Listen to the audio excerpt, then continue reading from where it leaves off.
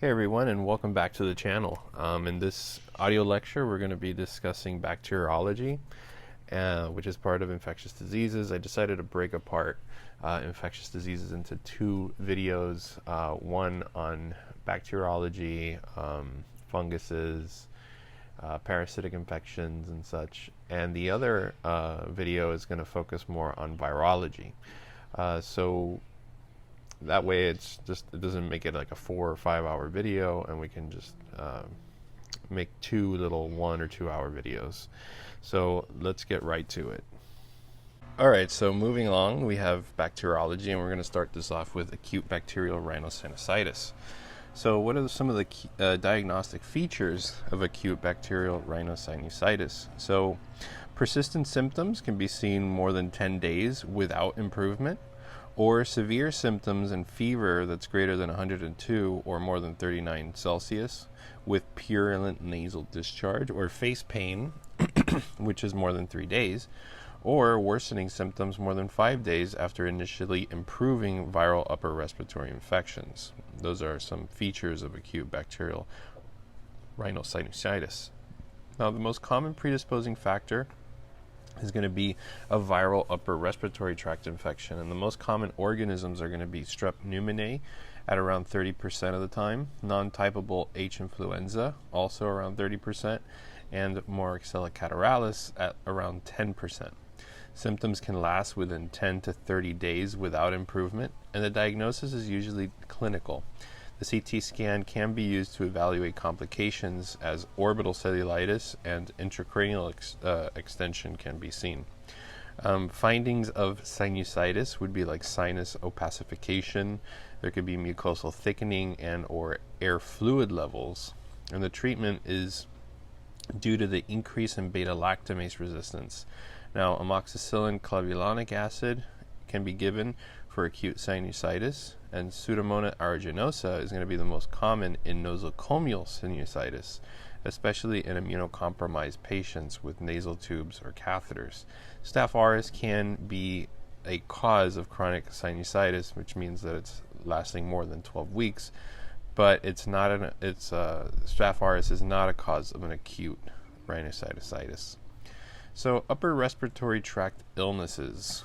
The distinguishing features of common upper respiratory illnesses are going to be divided into viral upper respiratory syndromes, influenza, and strep pharyngitis. Those are the three most common causes. So let's do a viral first. So in a viral upper respiratory syndrome, the onset of symptoms are usually slow. It's a stepwise approach to the viral respiratory syndrome. It could be migratory, or it could be evolving. Upper respiratory symptoms with viruses can cause rhinorrhea, coryza, sneezing, and mild pharyngitis, and the systemic symptoms are usually mild. Examination findings can be nasal edema with normal or slightly erythematous pharynxes. For influenza, specifically influenza, the onset of symptoms are abrupt and often very dramatic.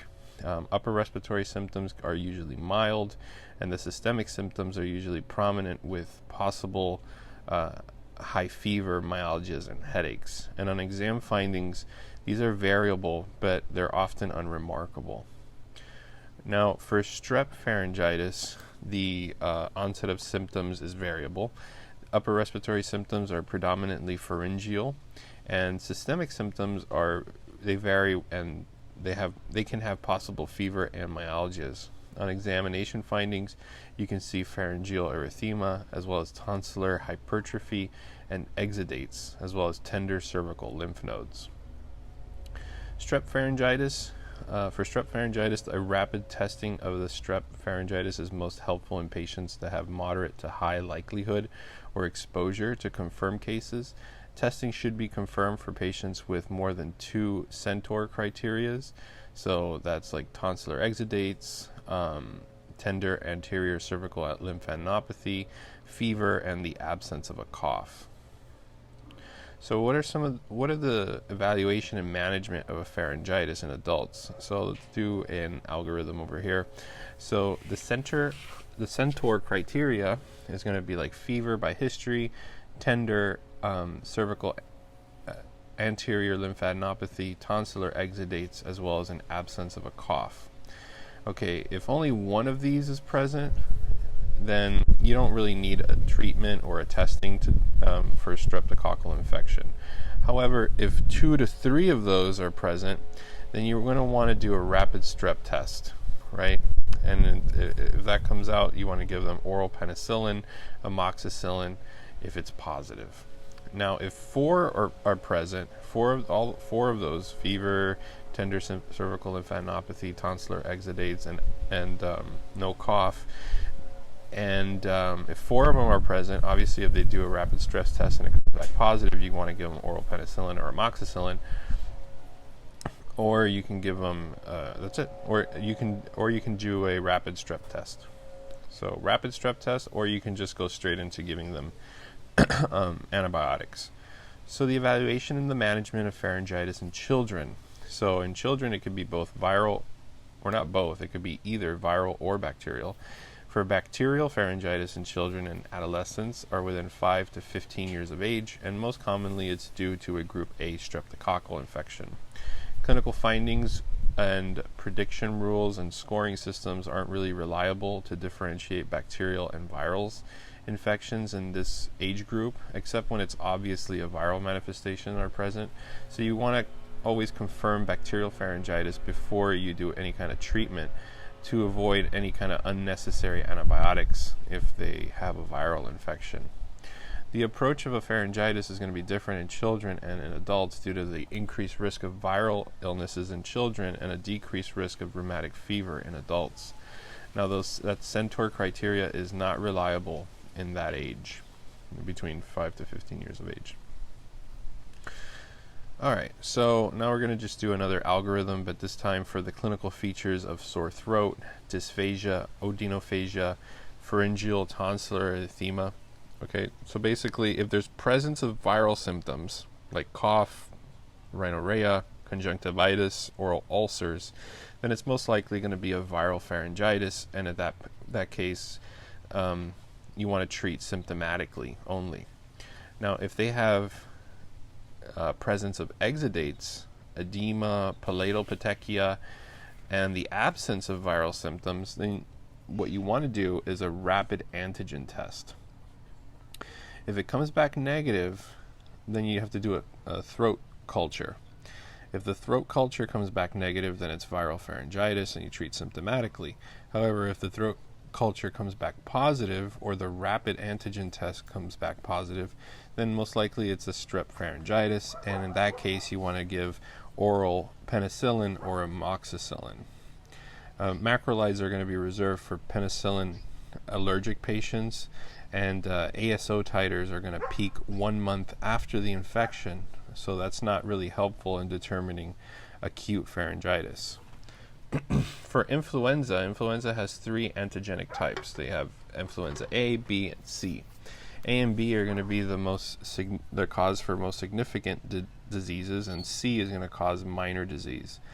Influenza is usually self-limiting within 3 to 10 days, and there's a rapid point of care. Testing can confirm an influenza diagnosis, and there can be an indication for high-risk children in whom treatment would be indicated. So if they're less than 2 years old, or they have a history of pulmonary or cardiac disease, or if they need any kind of hospitalization. Therapy is going to be based on the timing of the clinical presentation. There's going to be some medications like neuroamidase inhibitors like oseltamivir or zanamivir. These can decrease illness severity and the duration by 2 to 3 days. Amantadine and rimantadine are effective only against influenza A, and they're rarely used due to significant side effects. So remember, amantadine and rimantadine, they had a lot of side effects, if you remember back in step 1. So they're rarely used anyway. Current guidelines recommend treating all confirmed or suspected influenza within 48 hours of symptom onset. So the treatment is also considered for patients presenting after 48 hours with symptoms that are not improving or who are at high risk for complications. All others can receive symptomatic treatment like rest, simple analgesics, cough suppressants, after the 48-hour window. Adults at high risk for influenza complications would be adults that are greater than 65 years old, women who are pregnant and up to 2 weeks postpartum, any kind of underlying chronic medical illness like a chronic pulmonary or chronic cardiovascular or renal or hepatic illness. Also, immunosuppression are at high risk of influenza complications, morbid obesity, Native Americans, and nursing home patients or chronic care facility residents. Now, the CDC and the Center for Disease Control and Prevention, they're going to recommend against vaccinating patients with moderate to severe illness with or without fever. Although some clinicians do vaccinate patients with mild or resolving symptoms during the time that they're at the doctor visit, right? All right, next up, we're going to be talking about pneumonia and cystic fibrosis. So clinical features lead to recurrent pneumonias, and that's going to lead to an irreversible bronchiectasis, chronic hypoxia, and progressive respiratory failure. Those are then going to lead on to hyperinflation, and then the rib cage can be partially expanded, causing a barrel chest and clubbing. So something to remember here they love to ask is this graph where on the y-axis you have a percentage of patients, so like 0 to 80% of patients, and on the x-axis you have how old those patients are, where it's like 0 all the way to more than 45 years old. And then 20 years old seems to be a midline that you need to commit to memory here. That's when, because this graph is going to be describing Staph aureus colonization versus Pseudomonas colonization in cystic fibrosis based on the age. So at 20 years of age, 20 years of age means that they're highly susceptible to either Staph aureus or Pseudomonas infection. But what they're trying to say here with this graph is that between the ages of 0 to 20 years of age, Staph aureus is going to be number 1. And then after 20 years of age, it's going to be Pseudomonas. So they love to ask that question. Staph aureus is the most common cause of cystic fibrosis-related pneumonias in infants and in young children, and colonization will decrease with age, but it remains a significant source in more than 50% of adults. Cystic fibrosis children with acute pulmonary exacerbations, like from an influenza infection, they're presenting with hypoxia and a respiratory distress that can lead to Staph aureus, which is very common, especially in concurrent influenzas. If that's the case, you want to give empiric anti-strep staphylococcal antibiotics and consider MRSA due to multiple hospitalizations in these patients. So if you're thinking multiple hospitalizations in MRSA, you want to give IV vancomycin as a treatment. Now, young children are unable to expectorate sputum with lower respiratory tracts for culture. Culture should be obtained from upper respiratory tract secretions to isolate pathogens and refine antibiotics. If the symptoms do not resolve despite giving them antibiotics, bronchoscopy and bronchoalveolar lavage may be considered to identify the bacterial flora in the lungs. So if it doesn't go away with antibiotics, you can do bronchoscopies and bronchoalveolar lavage to find out what's going on. For Pseudomonas aeruginosa, this can occur as early as infancy, so it's most common cause in adults, but it can occur in infancy. But like we said in the graph, Pseudomonas are seen after age 20. So for test purposes, it only exists after 20 years old. If that's the case, Pseudomonas is the case, then amikacin, ceftazidime, and ciprofloxacin, those are appropriate for empiric treatment of Pseudomonas aeruginosa. For strep pneumonia, the most common bacterial pathogen in children, and it's the most common cause of pneumonia in all patients. If they have a strep pneumonia, then you have to give a high dose amoxicillin. And it's the drug of choice for outpatient treatment of community-acquired strep pneumonia coverage. It doesn't cover Staph aureus, though. Remember that. Then there's this other one that's called the Burkholderia cepacia complex. There's several similar species that colonize a small percentage of patients with cystic fibrosis, that Burkholderia species. And it's associated with an accelerated pulmonary decline and a decrease in survival. All right, so the way some of the features that you'll see in the vignette, they'll describe to you a patient with like sinusitis. Their overall appearance will be cachectic. They'll have a barrel-shaped chest. They can present with pneumonia or bronchiectasis, pancreatic dysfunction, so check out those pancreatic enzymes. Obviously the digital clubbing because of the barrel-shaped chest. Inspissated stool can be described, as well as an absence of the vas deferens is a clue for cystic fibrosis. All right, moving on, we're going to talk about retropharyngeal abscesses. Now, most patients with retropharyngeal abscesses have pre-existing upper respiratory infections like rhinorrhea and nasal congestion.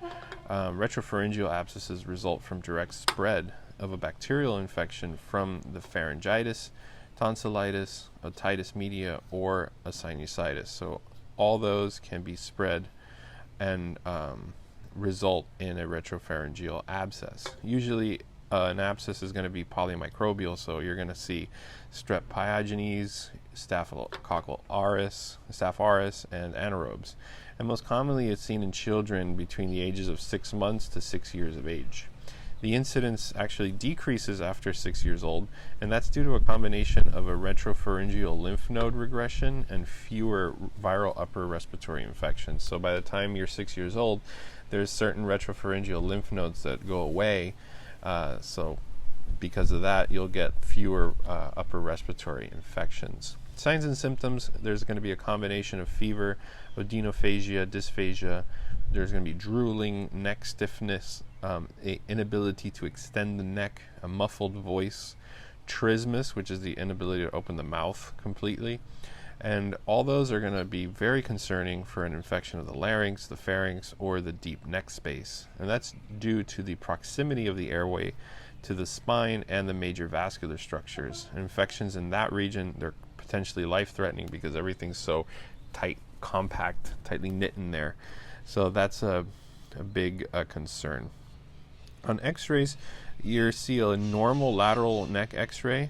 You'll see prevertebral soft tissue space that should be narrower than the vertebral bodies. And for a retropharyngeal abscess, you'll see widened perivertebral spaces, obviously because the abscess is opening it up, like the pillow is getting bigger, right? And in patients with no signs of respiratory compromise, you want to perform a CT with contrast, and that confirms the presence and the size of the abscess. Some of the complications can be rare but potentially fatal, like airway compromise, bacteremia, also carotid artery rupture, and jugular venous thrombosis. And this can lead to early early diagnosis and management necessary to prevent them. So that's very important.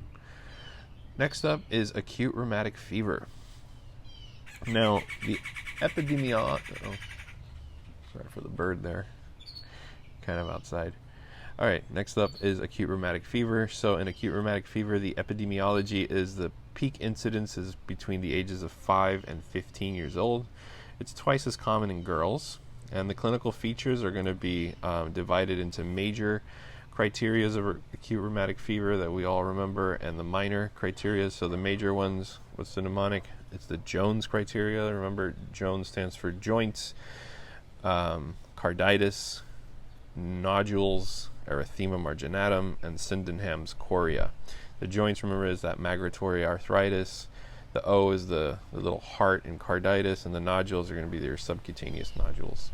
And everything else is going to be minor. So like fever, arthralgias, elevated erythrocyte sedimentation rate, a C-reactive protein, and prolonged PR intervals are all minor features of rheumatic fever.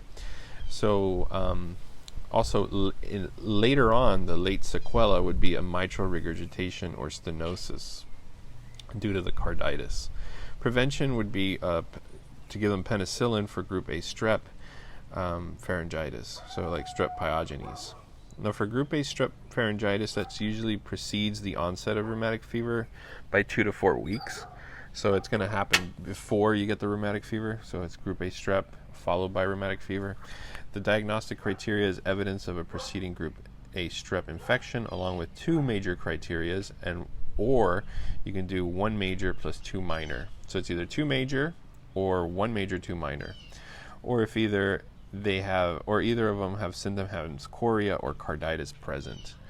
Supportive lab findings are going to be a positive strep antigen test or an elevated antostreptolysin O titer. And the management is going to basically be if they have pharyngitis. The pharyngitis is often self-limiting, but you still want to give a 10-day course of oral penicillin to prevent any kind of acute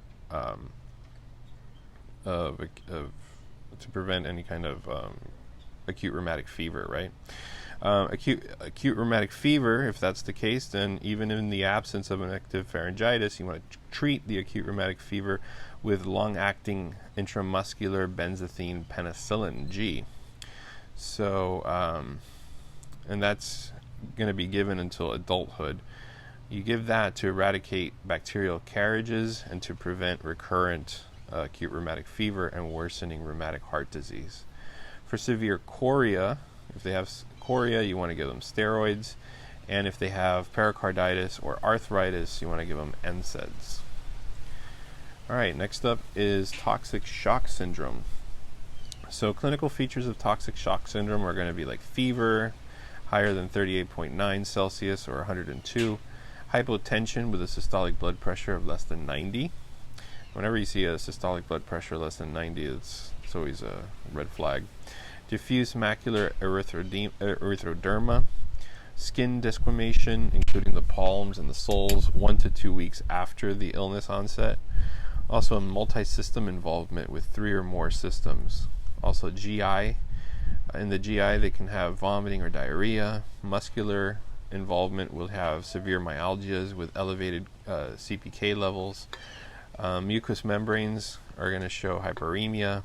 In the kidneys, you want to check the Bun creatinine ratios because they're going to be 1 to 2 times greater the upper limit of normal. Hematological findings are going to be platelets, low platelets, so less than 100,000.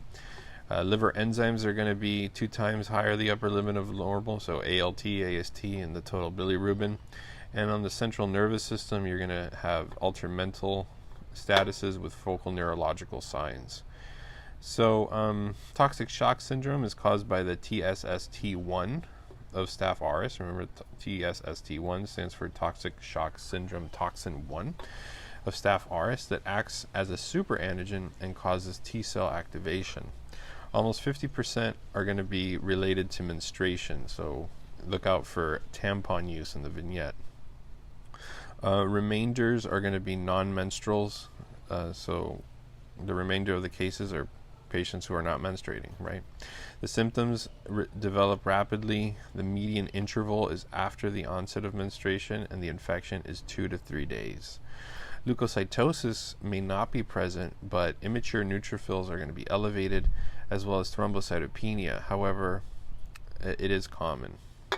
The treatment or management is going to be supportive, so like IV fluids and removal of any foreign material from surgery, and to also give them broad spectrum anti-staph antibiotics. And that was toxic shock syndrome. Next, we're going to talk about necrotizing surgical site infections. And here we have pain. So the signs and symptoms would be like pain for the surgical site infection, or erythema that spreads beyond the surgical site. There can also be systemic signs like fever, hypotension, or tachycardia. Paresthesia or anesthesia at the edges of the wound can be seen. There can also have purulent cloudy gray discharge, and that's also known as like a dishwater drainage, because dishwater is like very cloudy. Subcutaneous gas or crepitus, and more commonly it's seen in patients with diabetes. It's usually polymicrobial, and it's considered an emergency if they involve the facial plane and develop into a necrotizing fasciitis. The most important step in the management for necrotizing surgical site infections are going to be obviously to surgically debride them and surgical exploration to assess the extent of the process and debride that necrotic tissue. The adjunctive therapies are going to include broad-spectrum antibiotics with adequate hydration and tight glycemic controls. And it's important but secondary to surgical exploration. So surgical exploration is number one. The adjunctive therapies can be given later on. Also, a big one would be negative pressure wound therapy, like a vacuum-assisted wound closure. That's a wound dressing system that applies subatmospheric pressure, so negative pressure, right, to a wound, and that's going to accelerate the healing process. It's reserved for healthy granulating wounds, and it's not used initially when the wound is infected or necrotic. Remember, debridement is the best first treatment. IV antibiotics alone are sufficient therapy for wound infections, but it's limited to cellulitis. But surgical debridement, remember, is required when the infection penetrates the deeper skin layers and the layers that are adjacent to the tissue. Next up, we're going to be talking about lymphadenitis. So cervical lymphadenitis is most common in children. Lymphadenitis in general becomes large, tender, and erythematous. And multiple lymphadenitis causes can be differentiated by acute, which develops within a couple of days, or subacute or / chronic, which presents over weeks to months. And remember, lymphadenitis can either be unilateral or bilateral. So acute cervical lymphadenitis in children. So if it's unilateral, then the pathogens can be like Staph aureus or Strep pyogenes. In those cases, they can have pronounced erythema or tenderness. Unilateral pathogens can also be anaerobic bacteria like Prevotella, and this will be seen with like dental caries or periodontal disease. Also, unilateral pathogens like Bartonella hensleyi can leave a papular nodular area at the site of a cat scratch or a cat bite. And finally, the last unilateral pathogen would be Mycobacterium avium complex, which presents as a gradual onset and is non-tender. Bilateral acute cervical adenitis in children can either be caused by adenovirus, which leads to a pharyngeal conjunctivitis, or EBV-CMV, which leads to mononucleosis. Now, this usually occurs in patients less than 5 years of age who appear non-toxic. The lymph node is going to be tender, it's going to be warm, erythematous. They're usually going to be around 3 to 6 centimeters, and it usually affects the submandibular nodes. There can be complications if you leave them untreated, and they can progress to an induration and actually fluctuance with suppuration and abscesses. The way you diagnose acute lymphadenitis obviously is clinically, by looking at them, feeling them. And the empiric treatment of acute unilateral lymphadenitis would be clindamycin, which has a good activity against MRSA as well as Strep pyogenes. Tularemia, which is caused by rabbits, hamsters, or blood-sucking arthropods. But just remember that little rabbit roaming around in the tulip garden. That's caused by Francisella tularensis, and that leads to an acute unilateral cervical lymphadenitis, fever, chills, headaches, and malaise. So not so cute. You also have Peptostreptococcus, which is an anaerobic bacteria that leads to an acute unilateral lymphadenitis, and that's seen in older children with a history of periodontal disease. There's also non-tuberculosis mycobacteria, which is most commonly the Mycobacterium avium intracellulare, or the MAC, and that causes a unilateral subacute chronic lymphadenitis that is usually seen in less than 5-year-olds and presents with a firm, non-tender lymphadenitis. It's usually less than 4 centimeters in size, though, and the skin over the lymph node often is very thin and develops a violaceous color because it's so thin you can see right through it. It's like the blood. Fever and tenderness are unusual with this infection. All right, moving along, we're going to talk about Lyme disease now. So Lyme disease can be treated early on through either localized or early on with disseminated. So early on disease, oral doxycycline,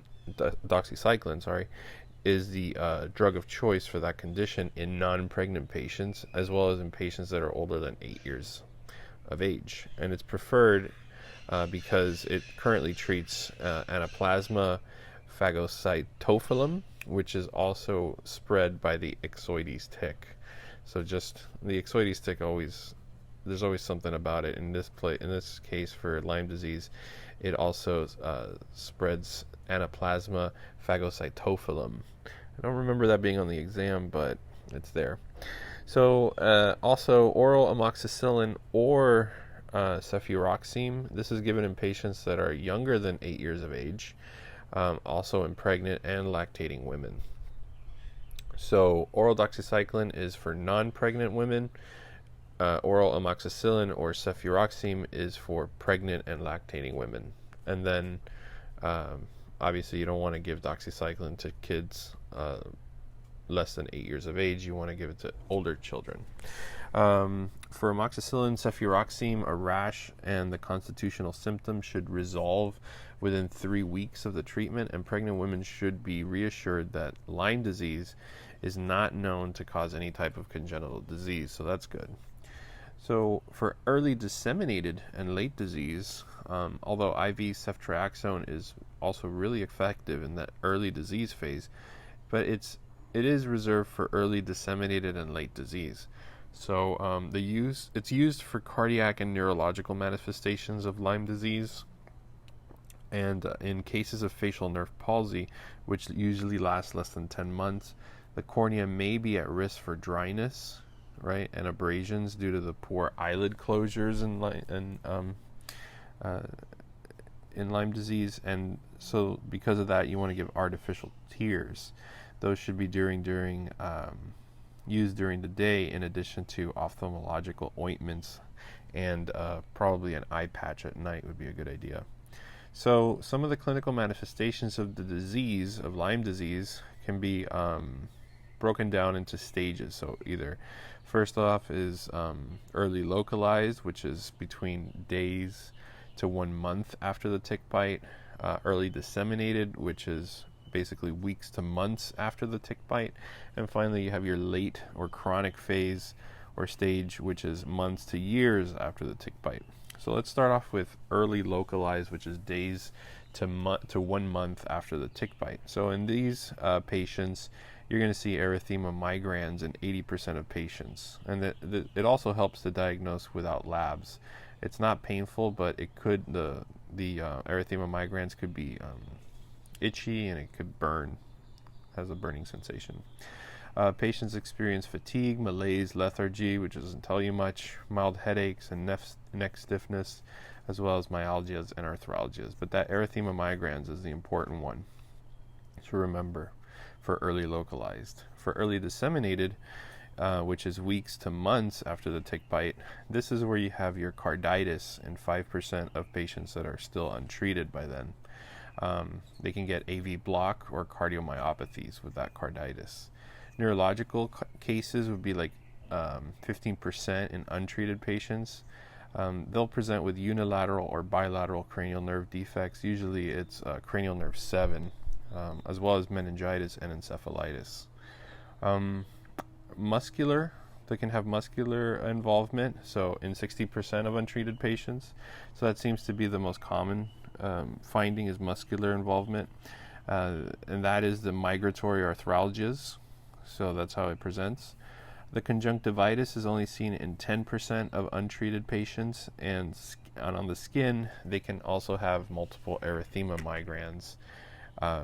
So erythema migrans was for early localized, and now for early disseminated, that erythema migrans has spread out to multiple erythema migrans. And they can also have regional or generalized lymphadenopathies.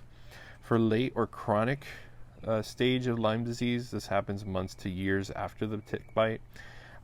Again, the muscular involvement is seen in 60% of untreated patients, and they're going to present with like an arthritis, as well as neurological symptoms would be like encephalomyelitis at this point, as well as peripheral neuropathy, because such a long time has passed.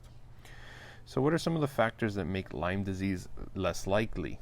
So the Ixodes scapularis, or the tick that carries the Borrelia burgdorferi, that's not very commonly found in the southern United States. So that's why it's less likely if it's in the southern U.S. The majority of patients, which is around 80% of the patients with early localized or primary Lyme disease, is within days of the tick bite. They get that classic erythema migrans, like we said, or they can have, with or without, the constitutional symptoms. The absence of a rash and the presence of a high fever and hematological and liver enzyme abnormalities can make Lyme disease less likely. And then finally, the absence of any prominent neurological findings like encephalitis, cranial nerve palsy, or radiculopathy, or cardiac involvement like heart blocks or pericarditis, or manifestations of early disseminated secondary Lyme disease makes Lyme disease unlikely. These would be more commonly occurring several weeks to months after the initial tick bite. Okay. On serology, serology is not recommended for early disease because it's really it's not very sensitive, and it's usually negative anyway. After the appearance of erythema migrans, the IgM antibodies usually start to develop within 1 to 2 weeks, and the IgG antibodies typically appear within 2 to 6 weeks. On serology, however, this should be performed in patients with signs of early disseminated or late disease. So remember that serology isn't recommended for early on cases. It's only when they start having signs and symptoms later on in the disease. So how do you remove the tick if it's found attached? They did ask this on the Step 2 CK exam, by the way. So there's a question on it on UWorld, and there's going to be there was a question on my exam.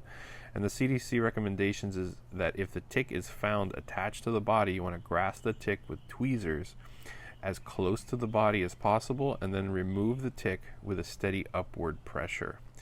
If like parts of the mouth break off and remain on the skin, then they can be left alone because the infective body, which the body is where it houses the infections, is no longer attached to it. So that mouth and pieces of the mouth, like the teeth or whatever, that'll just break off or dislodge itself later on. The risk of developing Lyme disease is going to be low if the tick remains attached for less than a month.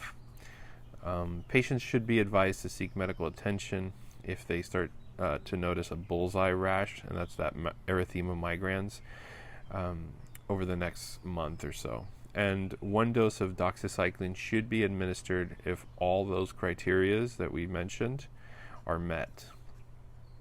So some of the preventions in Lyme disease endemic areas would be obviously to wear long sleeve shirts and pants. You want to apply insect repellent that contains the DEET. That should be applied on skin, as well as permethrin on clothes. And you want to check daily your entire body for ticks. Bathing immediately after a tick exposure, whenever you're in an environment that's pretty much tick infested, you want to bathe immediately. Prophylaxis criteria of Lyme disease, you have to meet all 5 of these. So the attached tick is an adult or a nymphal Ixodes scapularis deer tick. That's a prophylaxis. Tick is attached for more than 36 hours or it gets engorged. Prophylaxis started within 72 hours of the tick removal. Local Borrelia burgdorferi infection rate is more than 20% in the New England area, and there's no contraindications to doxycycline, except if they're younger than 8 years old, pregnant, or lactating. In that case, you want to switch over to amoxicillin. So there's a nice little map of the U.S. where it shows the endemic areas of Lyme disease, but you're basically looking at Maryland, Delaware, Pennsylvania, New Jersey, Connecticut, Massachusetts, New York, New Hampshire, Vermont, Maine, all the way up to the Great Lakes area like Minnesota and Wisconsin. Those are going to be the greatest risk of Lyme disease exposure. All right, so Haemophilus influenza is our next topic. So H. influenza can cause epiglottitis, and the incidence has actually decreased due to vaccinations against Hib. So other bacteria also can cause this, but Hib has been the most common cause and still can be a cause in unvaccinated children. So an abrupt onset of H. influenza, they're going to present with dysphagia, sore throat, fever, and even drooling. There can be airway obstruction, which is actually the most dangerous and potential complication of it. The signs of impending airway obstruction, so they're going to have like restlessness, anxiety, impaired inspiration, and a muffled hot potato voice, because obviously they're having airway obstructions. They're going to be restless with anxiety because they can't breathe. And you want to keep the neck extended and provide some relief because it maximizes the diameter of that airway to keep open or patent.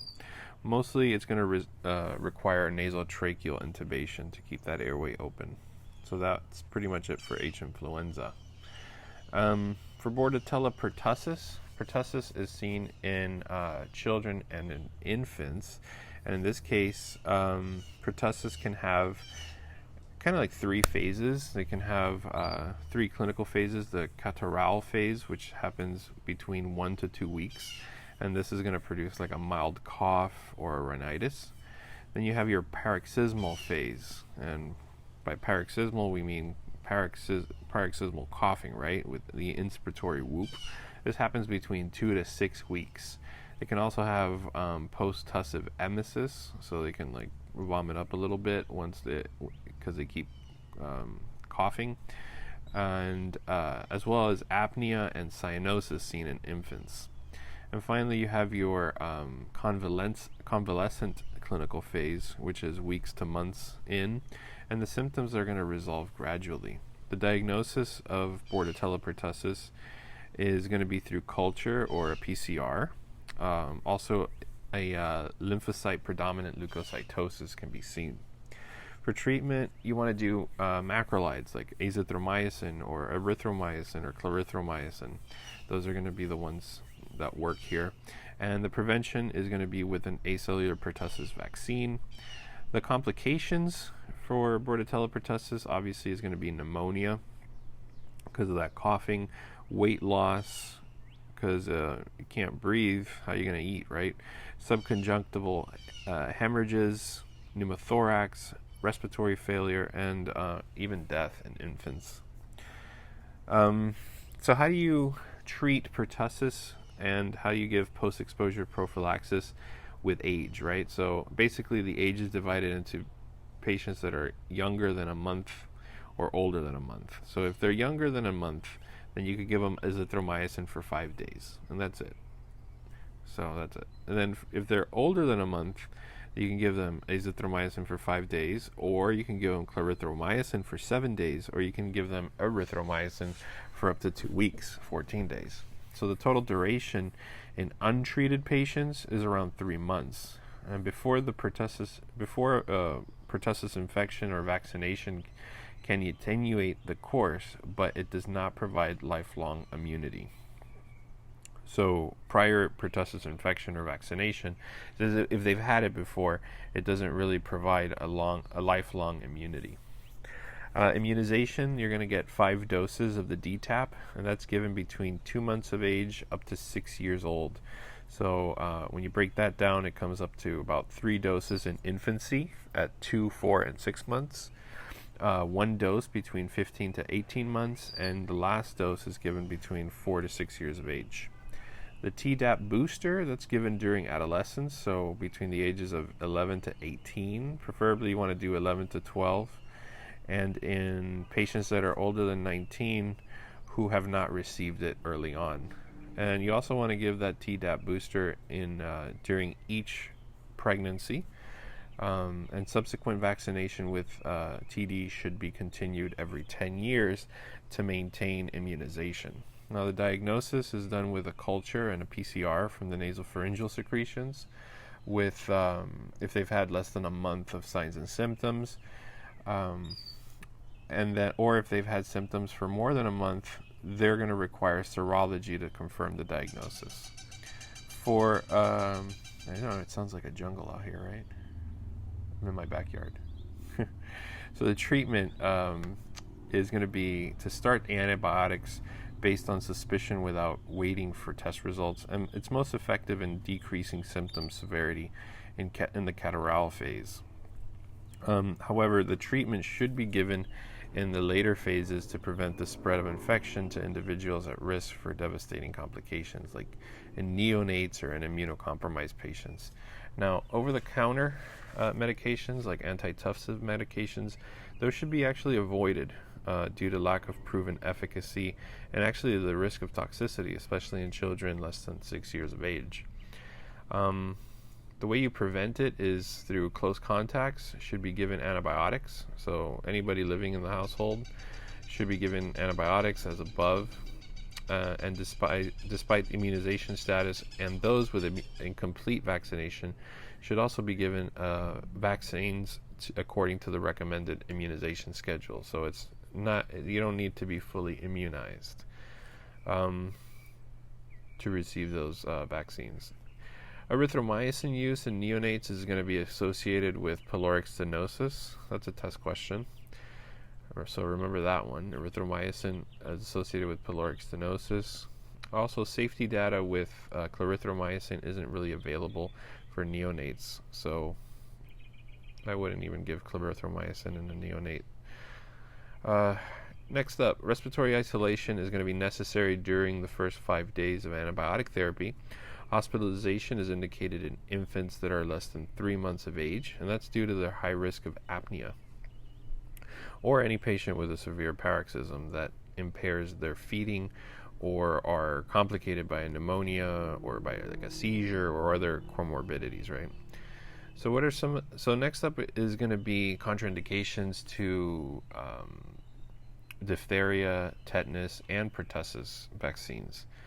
So let's break it down with the vaccine component. So the diphtheria, tetanus component, contraindications to that would be if they've had anaphylaxis to the vaccine's ingredients, and precautions should be done if the patient has moderate or severe acute illness with or without a fever, or if a patient has Guillain-Barré syndrome within 6 weeks of the tetanus toxoid containing vaccine.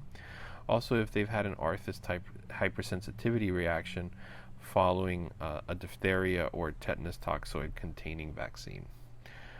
For the pertussis vaccine component, the contraindications to pertussis would be anaphylaxis to the vaccine's ingredients again. Also, progressive neurological disorders like uncontrolled epilepsy or infantile spasms should not be given the pertussis vaccine. Also, encephalopathies within a week of a previous vaccine dose shouldn't be given the pertussis vaccine. But then precautions should be made if the patient has had moderate or severe acute illness with or without a fever, again, and reactions to previous doses. By reactions, we mean like seizures within 3 days of a previous dose. If they've gotten a fever of more than 40.5 Celsius or 105 within 2 days, or if they've had hypotonic responsive episodes within 2 days of a previous dose, or an inconsolable persistent crying within 2 days after a previous dose. Those are the ones that you want to just be careful on giving that again, but they're not contraindicated. Also, history of family history of febrile seizures is not going to be a contraindicated to the DTaP. Generally, it's a safe vaccine, and some can experience erythema and swelling at that injection site, or even fever. And the benefit of the DTaP vaccination, especially in the setting of pertussis outbreak, is going to obviously outweigh the unlikely risk of significant side effects regardless.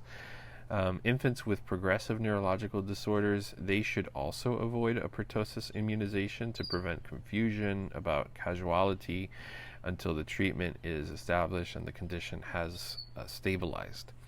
But now, the only contraindication for avoidance of all vaccine components would be if they've had an immediate anaphylactic reaction following a DTaP vaccination. So I kind of feel like I remember that being on my exam. Look out for that. The only generalized consensus here on avoiding a vaccine is that if they've had an immediate anaphylactic reaction following that vaccination. All right. Okay, so next up, we're going to be talking about TB or tuberculosis. So let's start off by the PPD skin test interpretation. So the PPD interpretation, we're going to measure the induration site. So it's going to be either more than 5 millimeters, more than 10 millimeters, or more than 15 millimeters. So what do we do? How do we treat patients if it's more than 5 millimeters? Or how about this? Let's make this easier. Let's start off from the bigger one. So if it's basically greater than 15 millimeters of induration, you want to treat, right?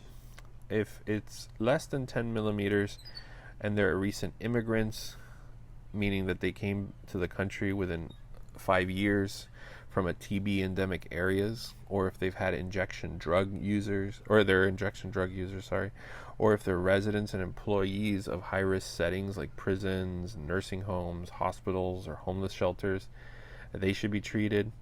If they've had mycobacteriology lab if they are mycobacteriology lab personnel, they should be treated if it's greater than 10 millimeters. If they are at higher risk for reactivation of a TB, like diabetes, prolonged corticosteroid therapies, which lower your immunity, leukemia, end-stage renal disease patients, or chronic malabsorption syndromes, and their TB test comes out to be greater than 10 millimeters, they should be treated, as well as children less than 4 years old, or those exposed to adults in high-risk categories. So that's a long list for greater than 10 millimeters. Now, the short list of who to treat if the test just gives you a measly greater than 5 millimeters, you're going to treat patients if they're HIV positive, or if they've had recent contact of a known TB case and suddenly they have an induration, treat them. Also, nodular or fibrotic changes on chest x-ray consistent with a previous healed TB, and now suddenly they have a TB test that's greater than 5 millimeters, you want to treat those. And as well as organ transplant recipients and other immunocompromised patients, greater than 5 millimeters, treat them. Everybody else, even healthy individuals, if they're greater than 15 millimeters, you want to treat. So 15 millimeters is the set point right there. So in the United States, the guideline uses of a cutoff value of 15 millimeters as a positive response in healthy individuals with a low likelihood of a TB infection. Canadian guidelines use the cutoff value of 10 millimeters, and that's due to the high likelihood of exposure to non-tuberculous mycobacteria in several parts of the southern United States, which would increase the false positive response if the lower cutoff values are used. So all it's saying is that just 15 millimeters is the cutoff value, and in Canada it's the 10 millimeter cutoff value. Like, we need to know that about Canada for this exam. In life it's different. Next, treatment options for latent tuberculosis infections. So INH and rifampin is going to be weekly for 3 months under direct observation, and that's not recommended if the patient has HIV. Another treatment option would be INH monotherapy for 6 to 9 months. They love to ask that one. Or you can give them INH and rifampin for 4 months, or just rifampin for 4 months. So either one of those can work. But the one they like to ask a lot is the INH monotherapy for up to 6 to 9 months. Pyridoxine, remember, is added to prevent neuropathies in patients who are taking INH and have the following conditions. So they have diabetes, uremia, alcoholism, malnutrition, HIV, pregnancy, and epilepsy. But remember, anytime you see the word INH or INH should be given, always give pyridoxine along with it, regardless. Next, a treatment the treatment option for active pulmonary TB is going to be the 4-drug combination, like we all know, the RIPE. So it's rifampin, INH, ethambutol, and pyrazinamide, and that's given for 8 weeks or 2 months. This is then followed by the continuation phase of the combined therapy with INH and rifampin for an additional 4 months. So there's a total right there of 6 months. So 2 months with the RIPE, and then 4 months with the INH and rifampin. And remember that give that B6, that pyridoxine. Next, infective endocarditis. So for infective endocarditis, what we need to go over is the modified Duke criteria. So how do you diagnose the diagnostic criteria for infective endocarditis? There's going to be major criterias, minor criterias, right? So the major criteria is going to be that blood culture that's positive for typical microorganisms like strep viridans and Staph aureus or enterococcuses, as well as an echocardiogram that shows valvular vegetations. Minor criterias are going to be a predisposing cardiac lesion, an IV drug use patient, a fever of more than 38 degrees Celsius, any kind of embolic pneumonia, immunological phenomenon like glomerulonephritis, or a positive blood culture that doesn't meet any of the above criteria. Now, how do you know that it's definitely infective endocarditis? That means that you have both major criteria, so both blood cultures and echocardiogram, or you have one, or an echocardiogram showing a valvular vegetation, or you have one of those majors and 3 of the minor criterias. Now, if it's a possible infective endocarditis, you can have either one major or one major with one minor, or 3 minor criteria. So again, if it's definitely infective endocarditis, it's 2 major, or it's 1 major, 3 minor. If it's possible infective endocarditis, it's either 1 major, 1 minor, or you have 3 minor criteria. Clinically, you're going to find fever in more than 90% of the patients, which doesn't tell you much.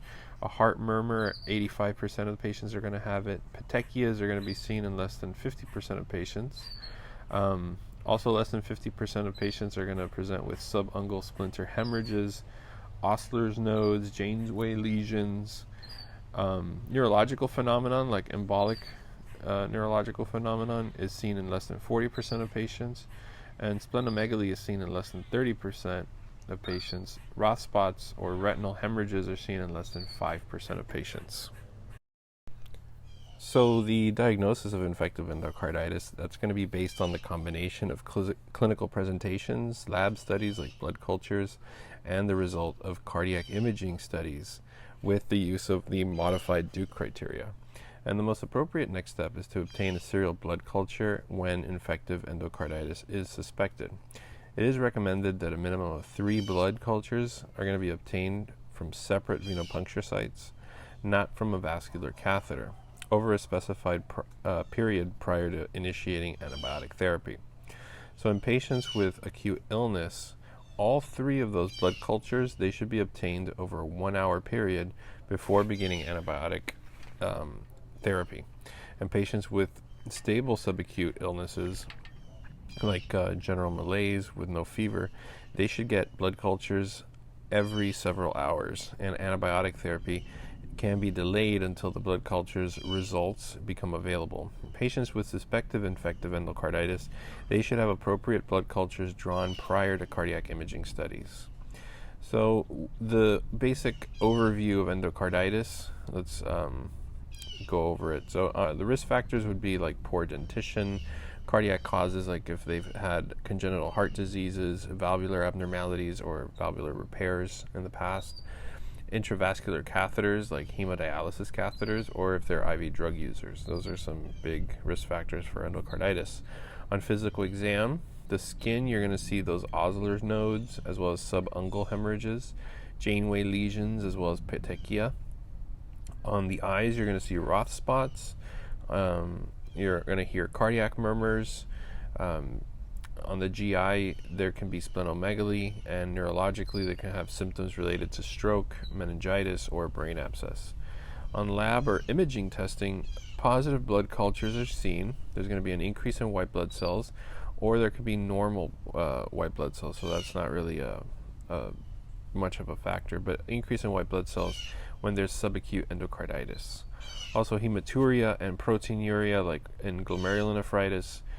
There can be septic emboli, and a transesophageal echocardiogram is going to be the gold standard for the diagnosis because it is 100% specific.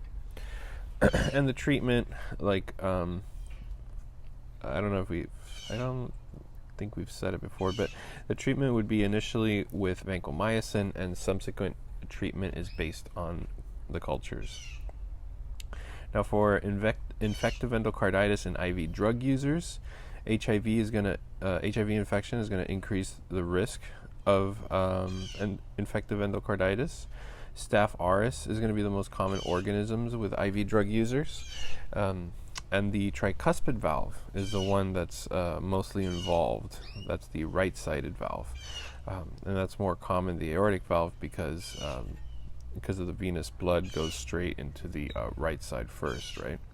So it often lacks an audible heart murmur at first. There's septic pulmonary embolism is going to be the common cause. Fewer peripheral infective endocarditis manifestations with IV drug users, like splinter hemorrhages or Janeway lesions. And heart failure is more common in aortic valve involvement, but with tricuspid valve disease, it's rare. So empiric antibiotic therapy, that should be based on the condition of the heart valves, whether they're like prosthetic heart valves or not, and a history of IV drug use. So the empiric therapy in a native valve should cover methicillin susceptible organisms and methicillin resistant staph, strep, and enterococci. Vancomycin is going to be the most appropriate antibiotic for empiric therapy in those patients, and that's due to its broad spectrum field, right? Once the organism is identified in the blood culture, antibiotics can be changed to more appropriate ones. So what are the organisms seen in infective endocarditis? There's various ones. There's like Staph aureus, Viridian's group strep, coagulase negative staph, there's enterococci, there's strep bovis, and funguses as well. And we're going to go through the clinical associations and their predisposing conditions for each one. So for Staph aureus, clinically it's associated with prosthetic valves, IV catheters, implanted devices like pacemakers and defibrillators, as well as IV drug users. All those should be a hint for Staph aureus. For Viridian's group strep, think of dental procedures like manipulations of the gingival tissue or perforation of that oral mucosa. Procedures involving incisions and biopsies of the respiratory tract as well can lead you to think that it's due to a Viridian's group strep. For coagulase negative staphylococcus, these are going to be seen with IV catheters, prosthetic valves, and pacemakers or defibrillators. Enterococci should be seen with nosocomial UTI infections. The strep bovis, remember that the bovis is always part of the colon, so colon carcinoma or inflammatory bowel disease.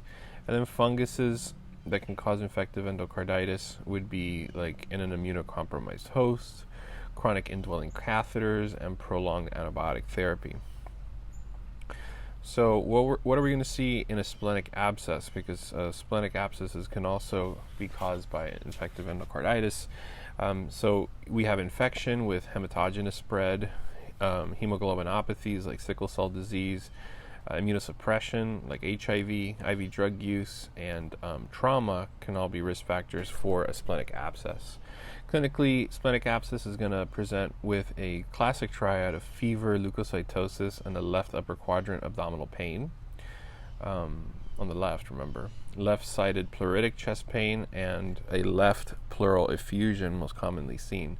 There's possibly going to be splenomegaly, but remember that splenomegaly, in order for it to be palpated, has to be like 3 or 4 times the normal size, so it has to be already enormously engorged and huge in order for you to even palpate it to begin with. So it's possible they can have splenomegaly, but they don't have to with a splenic abscess. Most commonly, it's due to a Staphylococcus infection or Streptococcus or even Salmonella, and usually it's diagnosed by an abdominal CT scan. Now, the treatment would be a combination of broad-spectrum antibiotics and splenectomy, obviously, and possible percutaneous drainage in poor surgical candidates. There's going to be a 10 to 20% incidence in splenic abscesses or infections with a left-sided endocarditis, and that's possibly because of hematogenous spread or seeding of or because of a septic emboli to the spleen. So that is it for infective endocarditis. Next up, we're going to be talking about Ehrlichiosis. So in Ehrlichiosis, this is a human monocytic infection. Its epidemiology is that it's transmitted by the tick, specifically the Lone Star tick. So its vector is the tick. It's seen in the southeastern and south central United States. So think of like Texas, Lone Star State, right? Clinical manifestations are flu-like illness, fever, high fever, headaches, myalgias, and chills. They can have neurological symptoms like confusion. A rash is uncommon. It's seen in less than 30% of adults. You'll have that Rocky Mountain spotted fever without the spots. Now, on lab findings, there's leukopenia and thrombocytopenia with elevated liver enzymes and lactate dehydrogenase. Diagnosis Diagnosis is seen with an intracytoplasmic morula in monocytes and polymerase chain reaction testing for I can't even pronounce this, E. chefesines and E. ewingi. I don't know. So just the diagnosis is that morula in monocytes. And then treatment would be empiric doxycycline while waiting confirmatory testing. So remember that Ehrlichiosis is a tick-borne infection. It's caused by the Ehrlichia chafensis.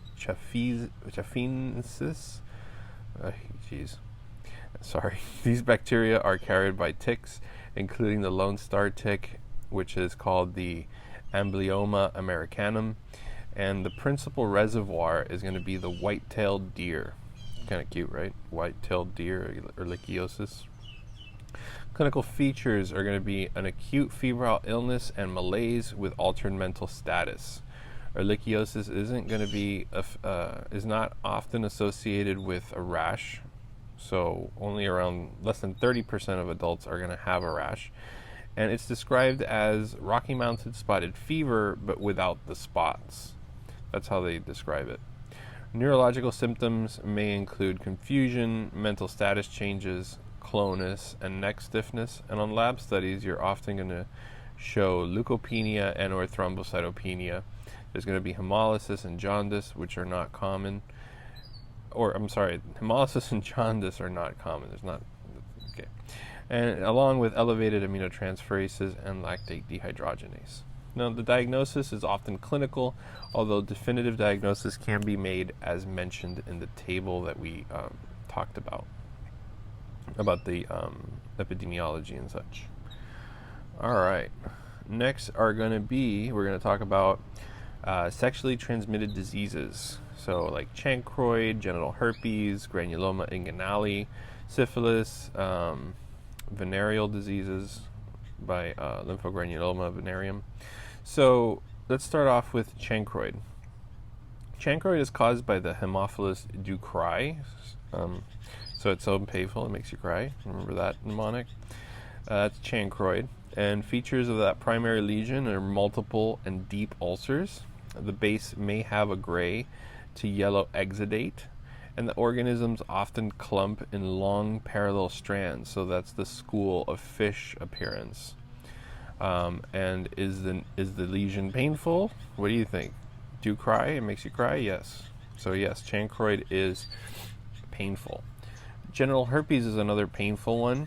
So the only two painful ones are herpes and chancroid. For genital herpes, it's caused by the herpes simplex virus 1 and 2. Features of that are going to be multiple small grouped ulcers. There's small or shallow and erythematous bases, and multinucleated giant cells are seen with intracytoplasmic intranuclear inclusions, and those are Cowdrey type A bodies. So just those are all high yield words, trigger words, and yes, it is painful.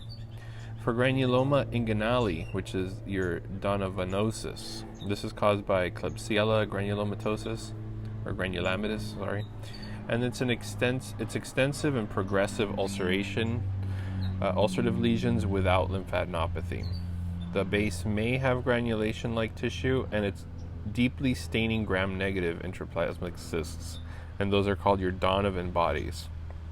So the granuloma inguinale is Donovan bodies. It's caused by Klebsiella, and no, it's not painful at all. Syphilis is another STD caused by Treponema pallidum, and it's a single indurated, well-circumscribed ulcer. There's going to be a clean base. It's thin, delicate, corkscrew-shaped organisms on dark field microscopy. That's syphilis, and again, no, it is not painful. And finally, lymphogranuloma venereum is caused by Chlamydia trachomatis. These cause small, shallow ulcers. It's large, painful, coalesced inguinal lymph nodes, and those are called the buboes, right? Or the intracytoplasmic chlamydial inclusion bodies in epithelial cells and leukocytes. And no, these are not painful. However, the primary lesion is painful, or it can be. So what are some of the infectious etiologies for genital ulcers? We already said painful versus painless. Painful are going to be the HSV, herpes, and Haemophilus ducreyi, and we already explained those. The painless ones are going to be your syphilis, Treponema pallidum, Chlamydia trachomatis, and Klebsiella granulomatous. All right. So common sexually transmitted infections, features and treatments. So we kind of already said the features, but we'll repeat them. For chlamydia, it's going to be a mucopurulent discharge with an erythematous friable cervix. You want to treat chlamydia with azithromycin. So chlamydia is azithromycin. For gonorrhea cervicitis, gonorrhea is going to be also mucopurulent discharge with an erythematous friable cervix. So that is kind of the same thing, but for gonorrhea, you treat with ceftriaxone. All right, so remember, chlamydia is with azithromycin, gonorrhea is with ceftriaxone. They do love to ask that one because sometimes it trips people up. It tripped me up too. For herpes simplex viruses, these cause mucocutaneous ulcers and vesicles, and obviously you treat with the antiviral acyclovir. That's pretty easy to remember. And then Trichomonas vaginalis, that's going to cause that thin green, yellowish, or grayish, frothy, very smelly, malodorous discharge with a strawberry cervix. So just think of a rotten strawberry. And you treat trichomonas with metronidazole. Most common cause of mucopurulent cervicitis is going to be Chlamydia trachomatis, followed by gonorrhea, and that's because it's mostly asymptomatic, and symptomatic patients have cervicitis, and that's less common than less common in pelvic inflammatory diseases. So gram staining, they are specific, but they're less sensitive in differentiating the two. Versus chlamydia versus gonorrhea. The nucleic acid amplification test is going to be the most sensitive, and it's recommended to differentiate both of them. Empiric treatment should not be delayed when you're waiting for the results. So you test it and treat it. If the test turns out to be positive for either of the two, then treat for that specific organism, as it's more sensitive because the test is more sensitive than specific. So you test, you treat, and while you're treating, you're waiting for the results. Once you get the results, if it's different, change your treatment. If it's the same one, keep it. All right. So co-infection is common, so treat both if laboratory tests are not available. That's the best advice to give, that treat both until you get your test results. So vaginal discharge, there's a great little table on UWorld that shows the differences between bacterial vaginosis, trichomonas, and candida vaginitis, and it shows a nice little cartoon illustration on the three. Try to find it and memorize it, because you will get asked all the questions on it. I mean, no joke. So let's start off with bacterial vaginosis, which is Gardnerella vaginalis. On exam, you see a thin, off-whitish discharge with a fishy odor, and there's no inflammation. On lab findings, you'll see a pH that's alkaline, so more than 4.5. There's going to be clue cells, that's important, and with a positive whiff test, and that's the amine odor with KOH. And the treatment for bacterial vaginosis is going to be metronidazole, or you can give them clindamycin. For trichomonas, they're going to present with thin yellowish green malodorous frothy discharge. It's also going to be seen on vaginal. They're going to have vaginal inflammation seen as well. On lab findings, it's the most funnest one to look at, because it's a cool little mobile trichomonad. A trichomonad is like this little flagellated little thing, and it's also seen in pHs of more than 4.5. The treatment here is that you want to give them metronidazole, and you want to also treat the sexual partner. And then for Candida vaginitis, Candida is a thick cottage cheese-like discharge. This is not making me hungry. So anyway, thick cottage cheese discharge with vaginal inflammation as well. So the only one that doesn't give you vaginal inflammation is bacterial vaginosis. Both trichomonas and Candida both cause vaginal inflammation. For Candida as well, they're going to have the pseudohyphae with a normal pH. The pH is going to be 3.8 to 4.5. Treatment for Candida is you're going to give an azole, fluconazole. Both oral and intravaginal fluconazole are equally effective. Oral is first line, just mainly because it's more convenient to drink something than have it placed intravaginally. So let's break these down a little bit. Physiological leukorrhea. This is a copious white or yellow discharge that's not malodorous, and no abnormality is seen on physical exam. There's really no treatment needed if you see physiological leukorrhea, and on microscopic examination it can show squamous cells with polymorphous leukocytes. I had a test question on this. Patient comes in asymptomatic. She's just concerned about this discharge, and no treatment is needed, because you will see nothing that catches your eye on discharge, on physical exam, sorry. So that's physiological leukorrhea. Bacterial vaginosis, the diagnosis is made with when 3 to 4 the AMSEL criteria are met. That means that all 4 points mentioned in the table that we discussed, including the exam and lab findings, except inflammation, they constitute the AMSEL criteria. So what is the AMSEL criteria? As a recap, these are clue cells that you'll see, vaginal epithelial cells that are with adherent coccobacilli on wet mount. So if you see that, that's the part of the AMSEL criteria. Treatment would be oral metronidazole with bacterial vaginosis. Remember, you don't need to know dosages, but it's 500 milligrams twice a day for 7 days. Treatment is going to be the same during pregnancy as well, so that doesn't matter. And vaginal metronidazole and clindamycin are also alternatives. For Trichomona vaginalis, the trichomonads are going to be larger than white blood cells, but smaller than vaginal epithelial cells. Those trichomonas are organisms that have about 3 to 5 flagellas. They look like a little kite with strings attached and little eyes. It's kind of funny looking. Oral metronidazole and tinidazole is given, and you want to avoid alcohol because it can cause a disulfiram-like reaction, which is that flushing, nausea, and vomiting, and hypotension. It's like instant hangover, right? Treat the partner without testing. Sexual activity should be avoided until both partners have completed the treatment, and you do that obviously to prevent reinfection. Okay, congenital infections. So these are some of the clinical findings of congenital infections.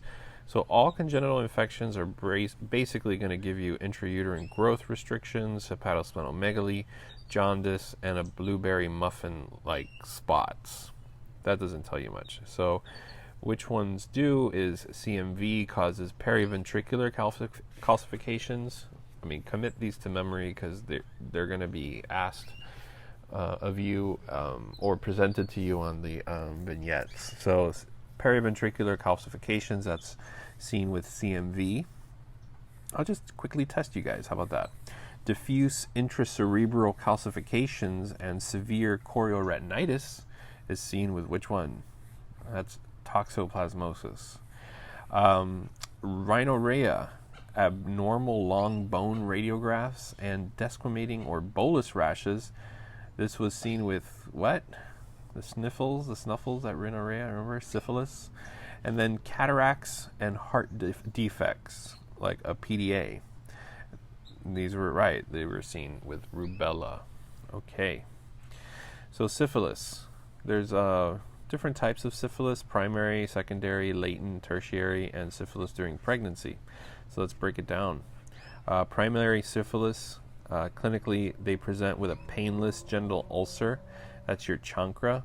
And the treatment for primary syphilis is going to be your penicillin G IM dose, and that's a single dose. And if they're allergic to penicillin, you give them doxycycline. You give that for 2 weeks.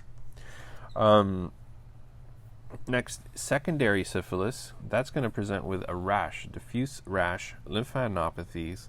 They can have condyloma lata, oral lesions, and hepatitis.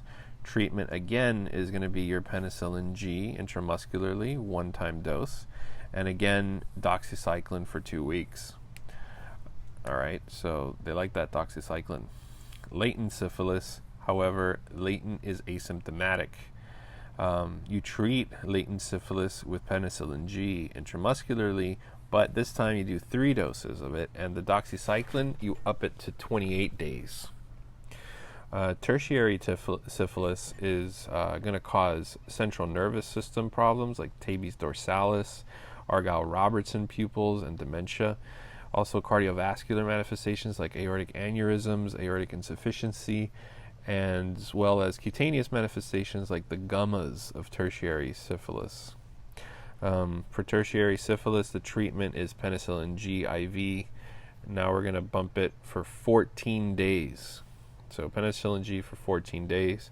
And we're not going to give doxycycline anymore. We're going to switch it up to ceftriaxone for 2 weeks.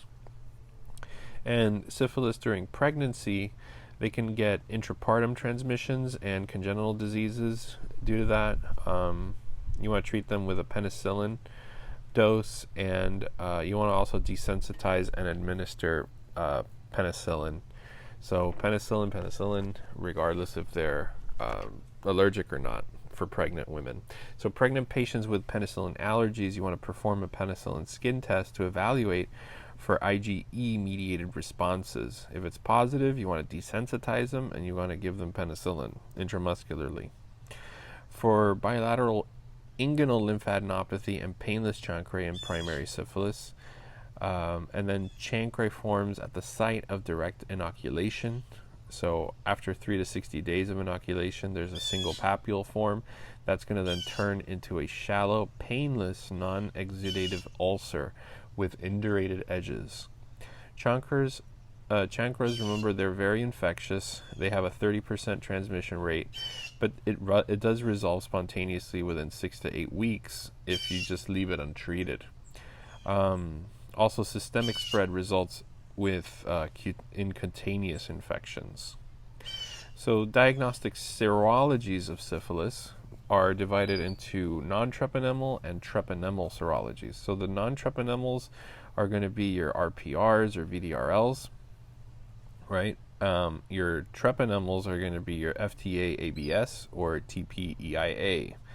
The FTA-ABS, I always like to say fat abs, but whatever. FTA-ABS is your fluorescent treponemal antibody absorption test, and the TPEIA is your treponema pallidum enzyme immunoassay.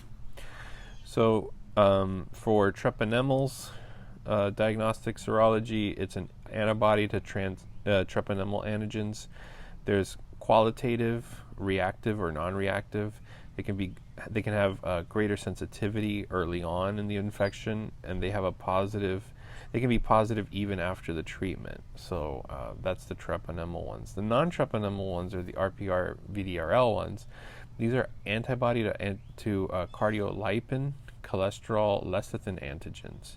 They are quantitative, so they appear in titers, possibly negative results early on in the infection, so it can give you a false negative early on.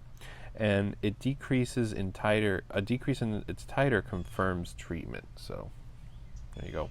Either one of those tests can be used for screening, but to reconfirm positive tests with a test from an opposite family. So you can use either one of them, but to reconfirm, just switch the family. So if you started off with a FTA-ABS test, which is a treponemal test, and it's positive and you want to reconfirm, don't do another treponemal test, do a non-treponemal test, and vice versa. If you start off with, like, let's say an RPR or a VDRL, and you want to just reconfirm that, do a treponemal FTA-ABS or TPEIA.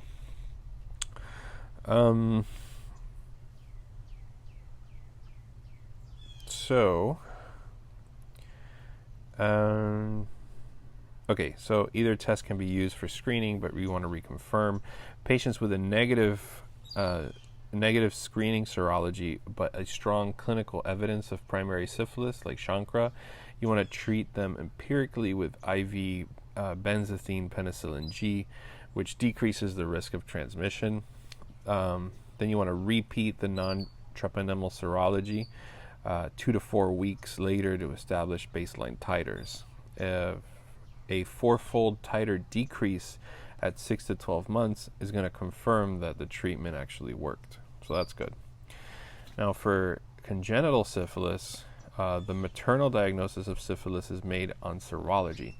Treatment is going to prevent congenital syphilis in majority of cases, and children who do get syphilis, penicillin is going to be curative, and it does prevent the development of late complications like frontal bossing, the saddle nose deformity, the Hutchinson teeth. Remember those? Therefore, no infant should be discharged from a nursery unless the mother's serological test for syphilis is completed. Next up is going to be your Neisseria gonorrhea, or gonococcal cervicitis.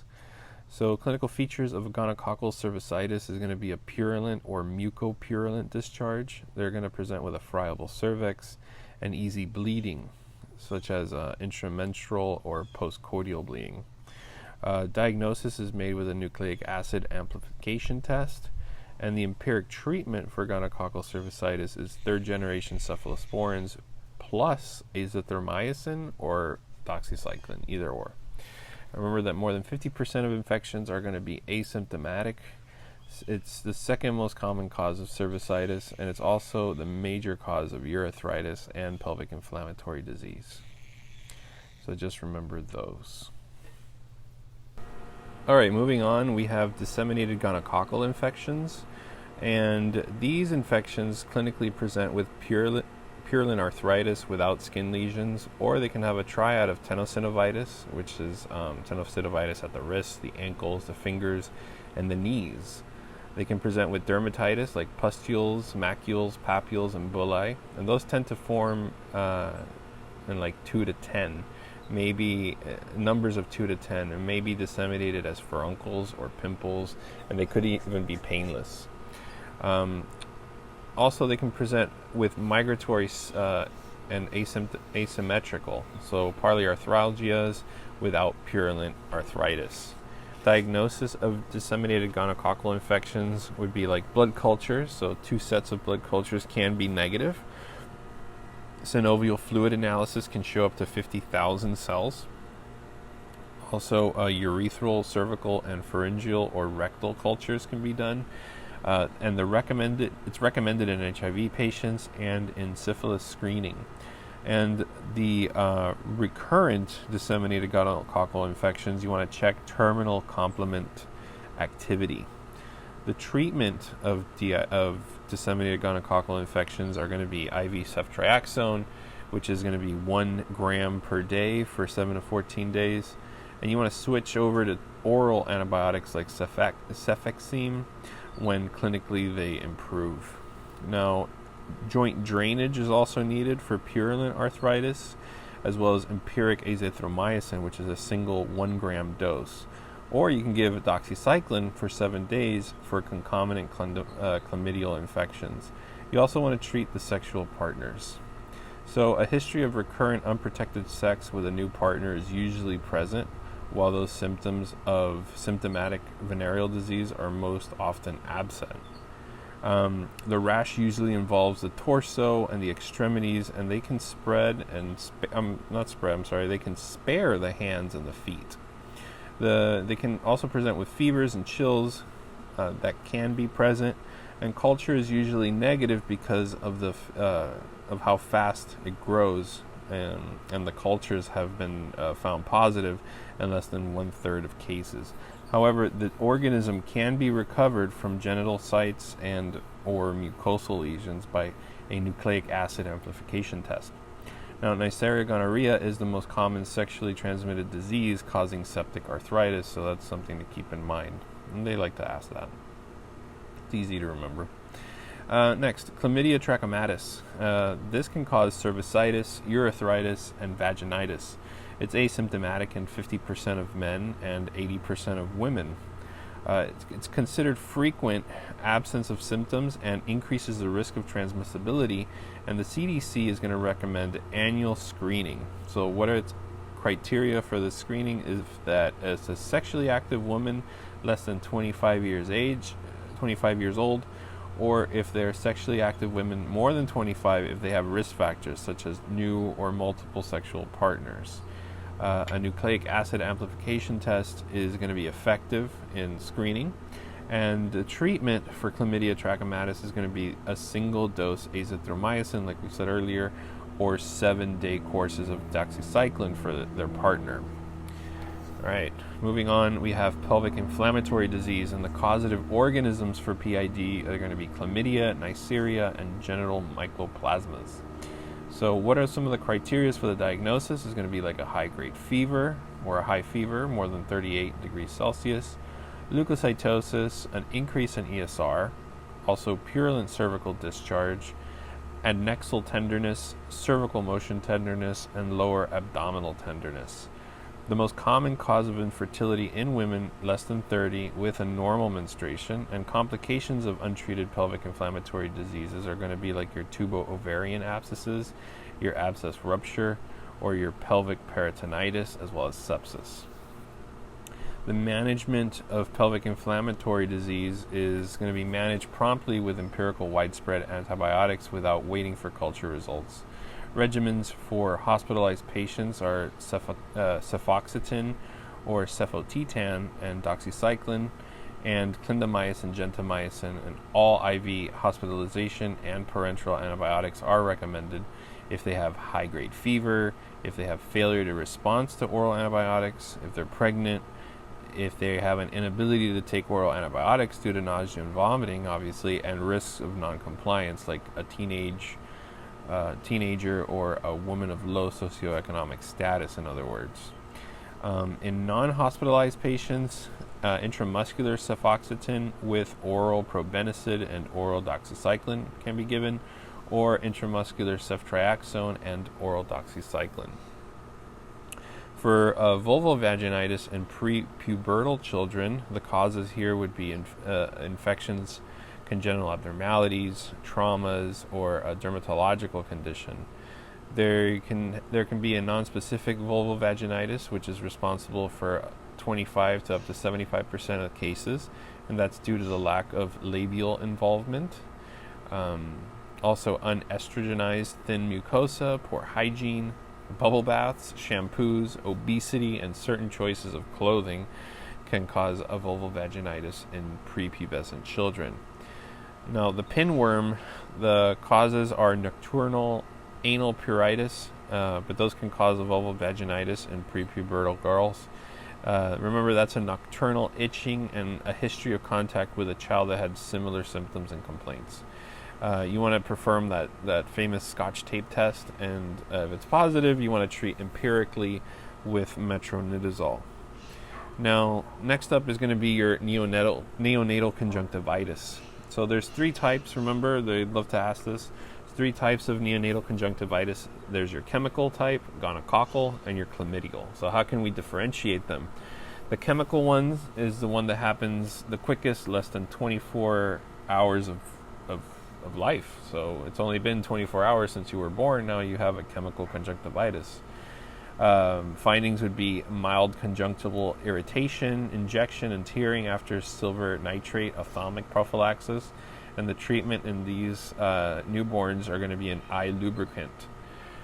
The next type is gonococcal, and this happens 2 to 5 days of life, and they are going to have marked eyelid swelling with profuse purulent discharge, corneal edema, and ulceration, and the treatment would be IV or IM ceftriaxone or cefotaxime.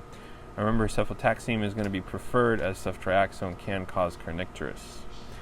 And finally, chlamydial conjunctivitis happens 5 to 14 days after they're born, so only 5 to 14 days old. They present with eyelid swelling, chemosis, watery or bloody mucopurulent eye discharge, and the treatment is oral erythromycin. Oral erythromycin is also going to treat pneumonia as well. So the diagnosis can be differentiated clinically based on clinical presentations of physical exam findings, and the most effective method to prevent gonococcal and chlamydia are going to be to screen, to diagnose, and to treat the infected mothers during pregnancy. All right, moving on, we have chemical conjunctivitis, and the treatment there would be to give them topical silver nitrate. And unlike topical erythromycin, it's going to be effective prophylaxis against penicillinase producing Neisseria gonorrhea. It's not available in the US, and it's used in some countries, which increases the risk of chemical conjunctivitis. So for gonococcal conjunctivitis, of the 3 most common causes, you have gonococcal being the most destructive, and it can cause corneal ulceration, scarrings, perforation, and blindness. The prophylaxis for gonococcal conjunctivitis would be to give them topical erythromycin ointment, like we said. It's a 0.5% formulation, and that's used as the prophylaxis in 1 to 2 hours of vaginal delivery to prevent gonococcal conjunctivitis and other bacterial conjunctivitises. It's given to all newborns regardless of screening results, and it's not effective for chlamydial conjunctivitis and nasal carriage. So for gonococcal conjunctivitis, remember, it's also known as ophthalmia neonatorium, even though that's not really that important. Gonococcal conjunctivitis presents as copious exudates with eyelid swelling, and that typically starts between the ages of 2 to 5 days. The diagnosis is with a gram stain, and gram-negative intracellular diplococci is going to be seen. There's going to be a positive culture on a modified Thayer-Martin media. They don't really ask that. That's more for like old school step 1. But positive cultures on that media. Treatment would be hospitalization and 1 dose of ceftriaxone or cefotaxime. And then finally for chlamydia, it's a maternal infection that may be asymptomatic and can be transferred during a vaginal delivery. And up to 50% of exposed patients are going to develop conjunctivitis, whereas 30% go on to develop pneumonia, unfortunately. Untreated conjunctivitis can actually lead to corneal and conjunctival scarring, and chlamydia pneumonia presents at 4 to 12 weeks with paroxysmal staccato coughs. Oral erythromycin is first line for both conjunctivitis and pneumonia, although risk of pyloric stenosis does increase with erythromycin use. And still, it's used as the data on other macrolides is still not available, but the benefits do outweigh the risks. Now, the prevention is done by testing all pregnant women, right? They should be tested on the first prenatal visit, and a repeat screening is given in high-risk patients in the third trimester. They're usually less than 25 years of age if they've had multiple sexual partners. The treatment of maternal chlamydia is going to be the best method of prevention. So you want to treat them. All right. For the next topic, we're going to be talking about UTIs. So UTIs, we're going to start with urethritis. So chlamydia is going to be culture negative, and the diagnosis can be made with nucleic acid amplification testing of a first catch urine sample without pre-cleaning the genital area. That is a test question on the board exam. So remember that it's a first catch urine sample nucleic acid amplification test. So urethritis in men, the etiology is going to be either by Neisseria gonorrhea, and that's most commonly found in men, followed by Chlamydia trachomatis, Mycoplasma, and trichomonas. But trichomonas are very rare. Clinical features would be dysuria, discharge, urgency, and an increase in voiding frequency. Now, the diagnosis is going to be made with a urine analysis, a gram stain and culture, as well as nucleic acid amplification test. And like we said, that's the most important one, that clean catch. And the treatment finally is with azithromycin, or you can give doxycycline plus ceftriaxone if there is gonococcus suspected or not ruled out. All right, next up is struvite stones. All right, so for struvite stones, these are caused by Proteus mirabilis. Proteus secretes urase, and that hydrolyzes urea to ammonia and carbon dioxide. Now, ammonia is going to combine with hydrogen, and then that's going to form ammonium. That ammonium is going to decrease the free ion concentration, and it actually causes urine alkalinization, which is a pH that's greater than pH greater than 7. When that happens, then that promotes the struvite stone formation. So it's alkalinization of the urine. Struvite stones can contain a mixture of bacteria, proteinaceous material, and as well as leukocytes. And the stones can become a permanent source of bacteria because bacteria grow within that stone matrix. If you see a stone, it has like a bone matrix, or it looks like a bone matrix, like a spongy matrix, and within those crevices, bacteria can actually grow in there, causing an infection. Now, antibiotics are not sufficient to remove these stones, and eradication needs removal of those stones and its fragments. So eradication is going to be very difficult. Other urase-producing bacteria can be like Klebsiella, Morganella or Morgani. Morganella morgani is what it's called. But Klebsiella, just remember Klebsiella. Pseudomonas species and Providentia species, as well as Staph and Pseudomonas. Chronic indwelling catheters have increased the risk of being colonized by bacteria and infection with urase-producing organisms. All right, next up is pyelonephritis. So patients with uncomplicated pyelonephritis, they should have urine cultures before they start on any kind of empiric oral antibiotics against gram-negative organisms. So before you give them any kind of fluoroquinolones, be sure to have a urine culture done first for obvious reasons. You don't want to wipe out the the flora there, the infection, and then have a false negative test. Next, so in hypotensive patients, they're going to require hospitalizations as well as blood cultures to determine the causative organism, and it also evaluates for bacteremia. And you want to check for a drug-resistant organism. So aggressive resuscitation with IV fluids and empiric IV antibiotics is done. For uncomplicated pyelonephritis, that does not require routine urological imaging. So it doesn't need a CT of the abdomen or pelvis, especially if the patient is improving clinically. Why would you want to do that? So imaging is typically reserved for patients with persistent clinical symptoms, despite 48 to 72 hours of therapy, a history of nephrolithiasis or unusual urinary findings. And those would be like gross hematuria or any other suspicion for urinary obstruction.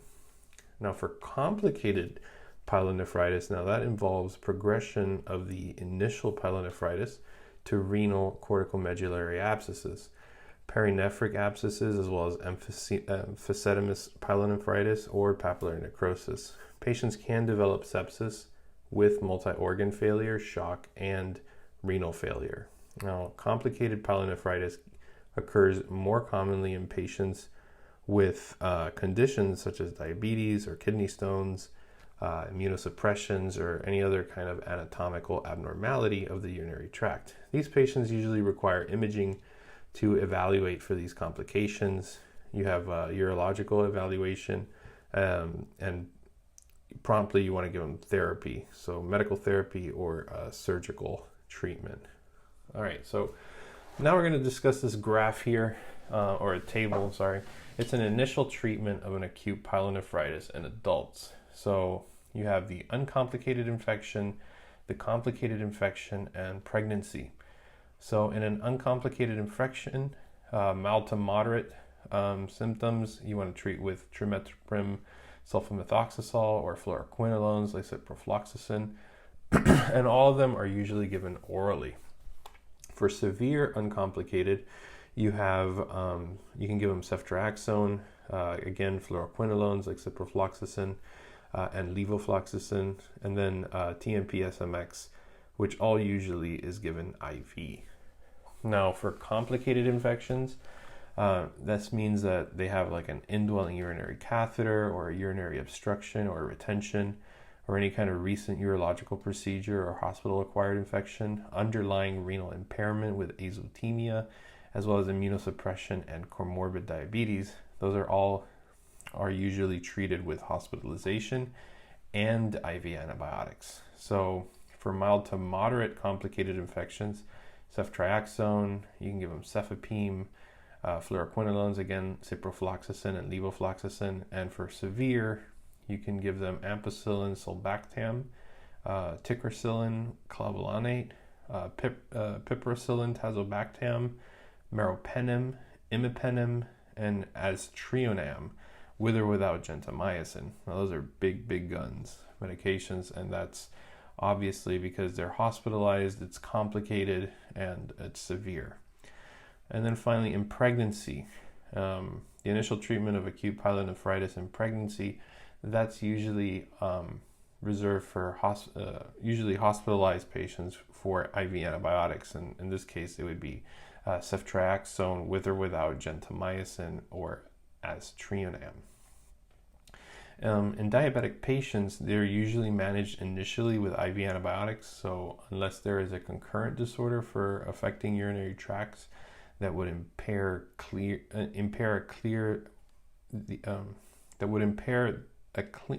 the infection, most patients can be shifted to oral therapy within 48 to 72 hours.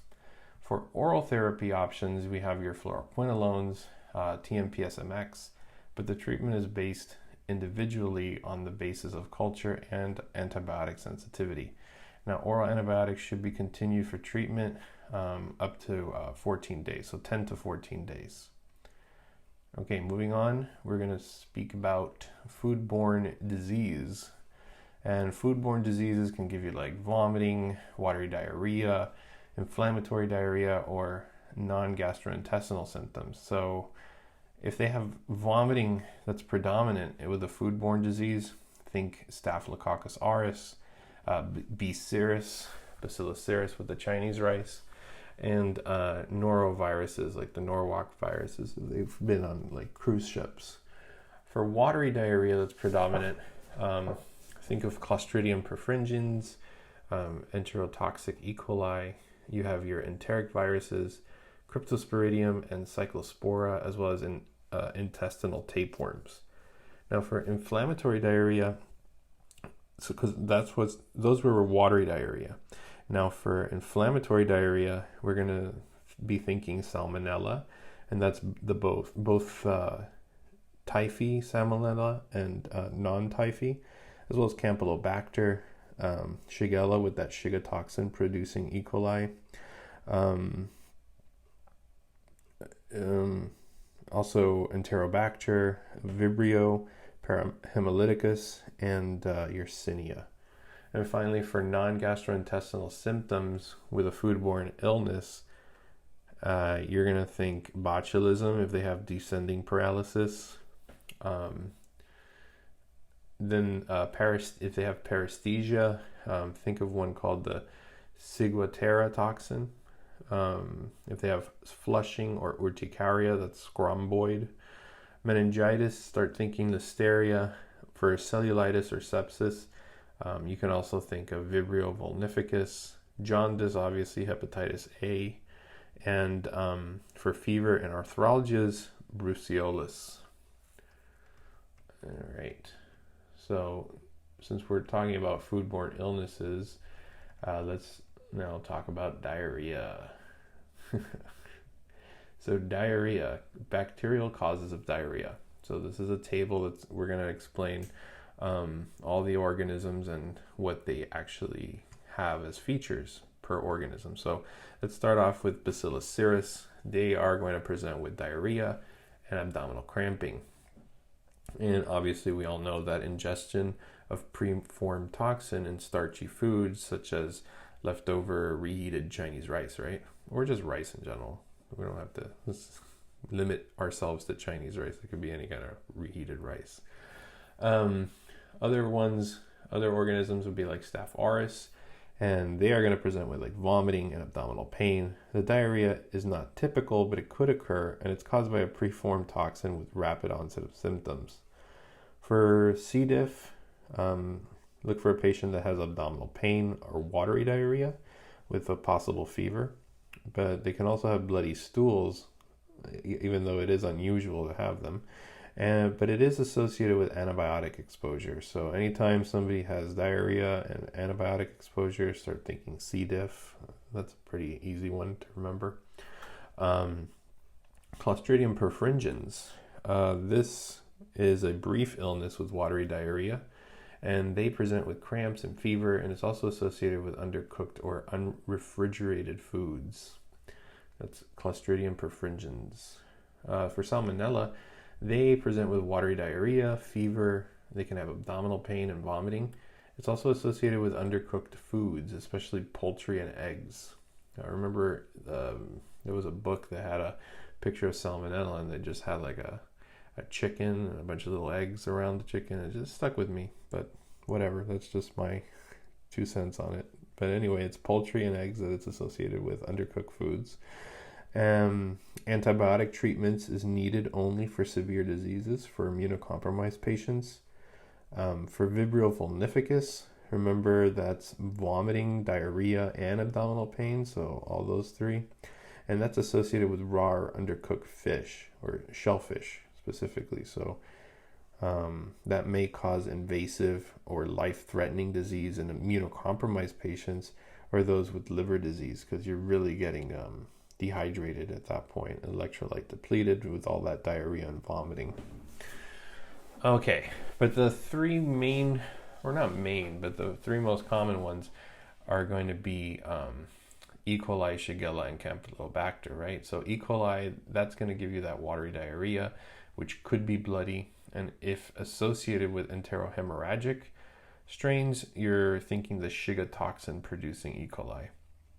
E. coli is also associated with undercooked beef or foods that's contaminated with bovine feces. So that's why foods that are like beef have to be cooked very well, just in case they have any feces in them that needs to be burnt off, right? So there you go.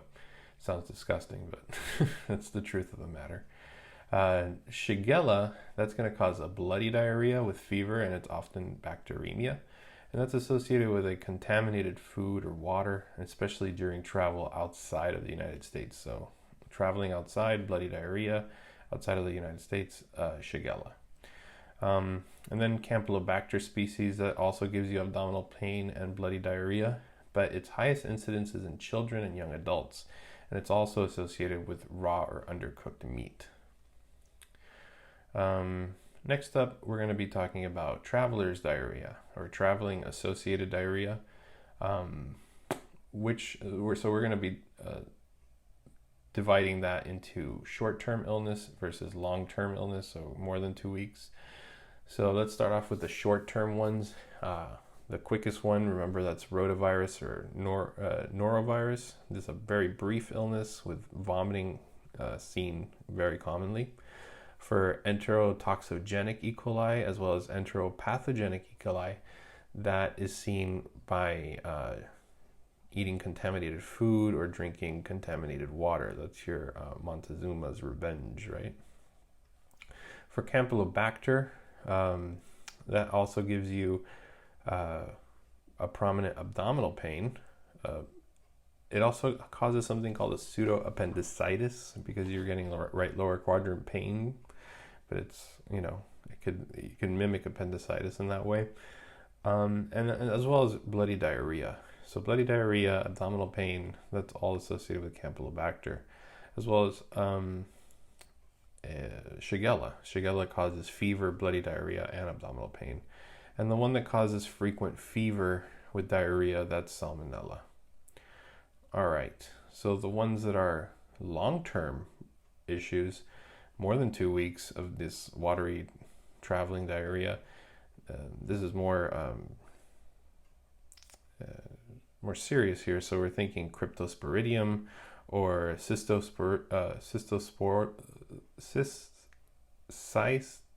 oh my god, I can't even pronounce today. Cystoisospora, and that's formerly known as Isospora.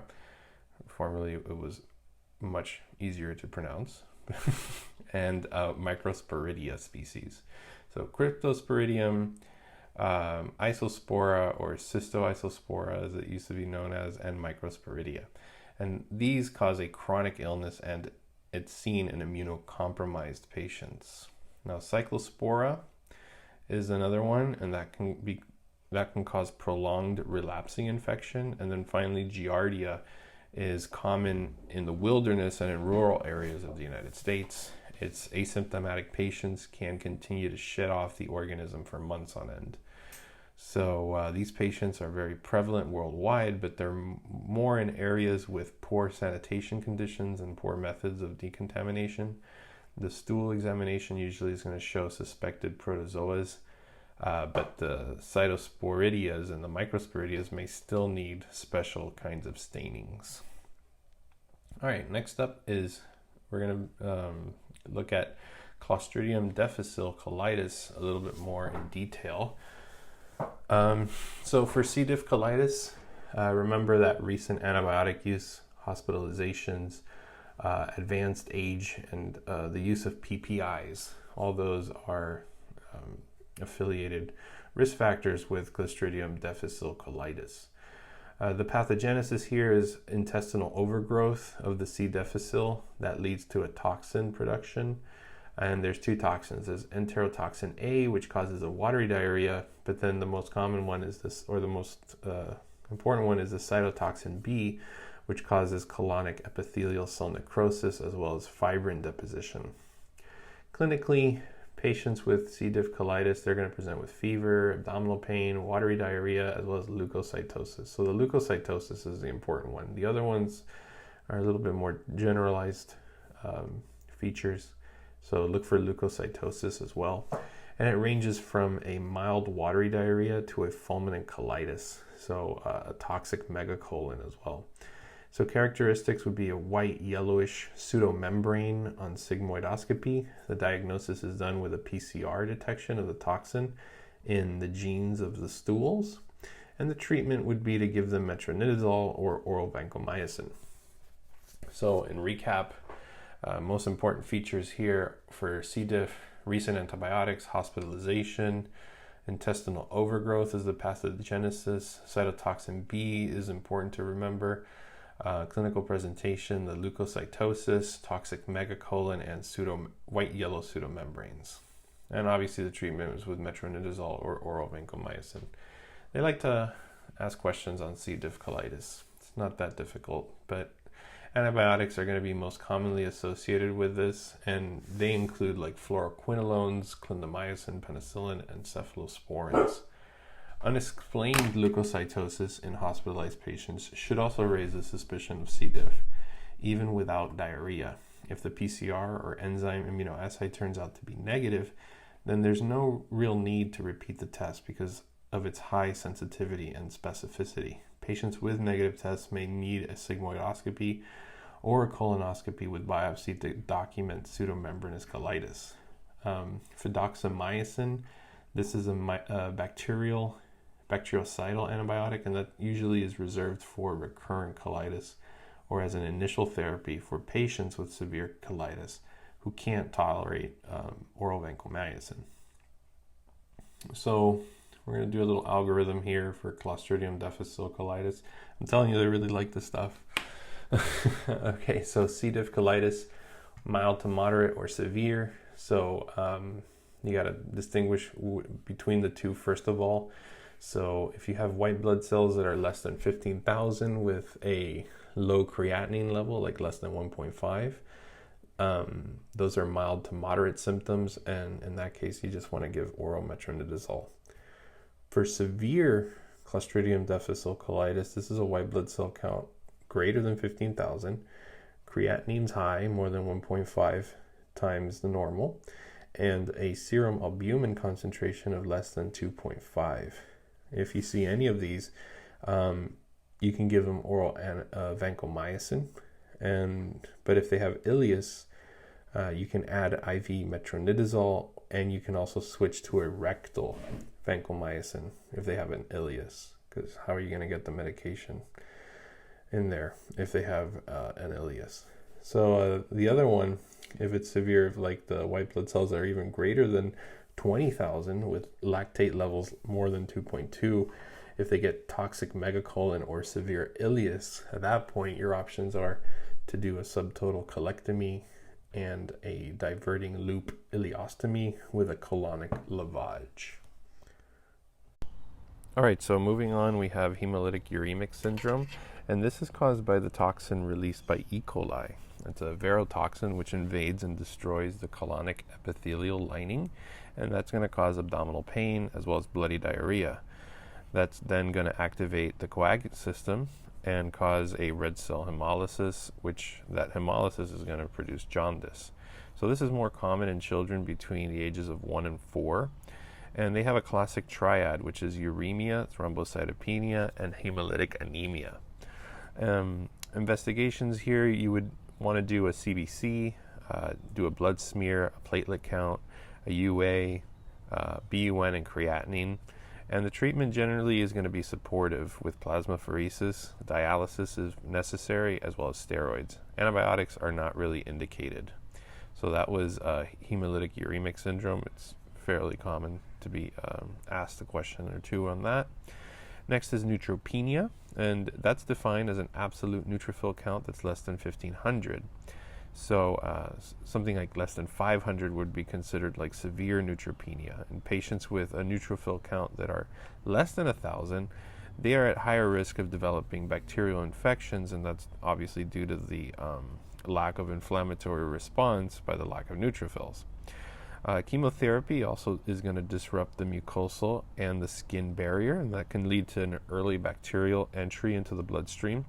Gram-negative infections are going to be the ones that are especially seen. Pseudomonal infections are also common, and they're actually more common than neutropenia.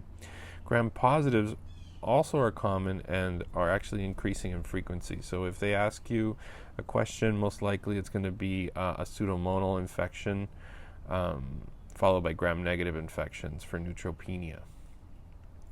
Febrile neutropenia that's going to be a medical emergency, and starting early, when you want to start early empiric therapy, that way you can avoid a progression of the infection to avoid getting severe sepsis and obviously life-threatening complications. Initially, you want to evaluate with a blood and urine culture, and that's followed by IV broad-spectrum antibiotics. Monotherapy with anti-pseudomonal beta-lactam antibiotics, and those would be like cefepime, meropenem, piperacillin, tazobactam. They are going to provide both gram-positive and gram-negative coverage and is recommended initially. Ciprofloxacin, that has a good coverage against Pseudomonas, but it doesn't cover anaerobes. It may be used in combination with beta-lactams and beta-lactamase agents like amoxicillin clavulanate acid for outpatient therapy in low-risk neutropenic patients for an outpatient setting. Vancomycin can be used if there is a known infection with MRSA, obviously, catheter-associated infections, skin, soft tissue infections, pneumonia, or hemodynamic instability. Antifungal therapy is going to be recommended in high-risk neutropenic patients that are going to have persistent fever after 4 to 7 days of initial therapy, in which a source of infection isn't really identified. So neutropenia, that is a really interesting USMLE question, and they are going to have you ask. They are going to ask you at least one question on it. A common one also is you want to avoid a digital rectal exam on a patient that has febrile neutropenia. Next, common oropharyngeal lesions in children. So the diagnosis here, there's going to be different types of diagnoses for oropharyngeal lesions in children. You have your aphthous stomatitis, and those are your canker sores. There's also herpangina. There's herpes gingivostomatitis. There's group A strep pharyngitis, as well as infectious mono. So let's see the features of each one. So aphthous stomatitis or canker sores, these are going to cause recurrent ulcers on the anterior oral mucosa, and that's specifically like the lips, the cheeks, the mouth floor, the ventrum of the tongue, and there's not going to be any kind of fever or systemic symptoms. Those are your canker sores. For herpangina, they're going to present with vesicles and ulcers on the posterior oropharynx, and they may present with fever as well.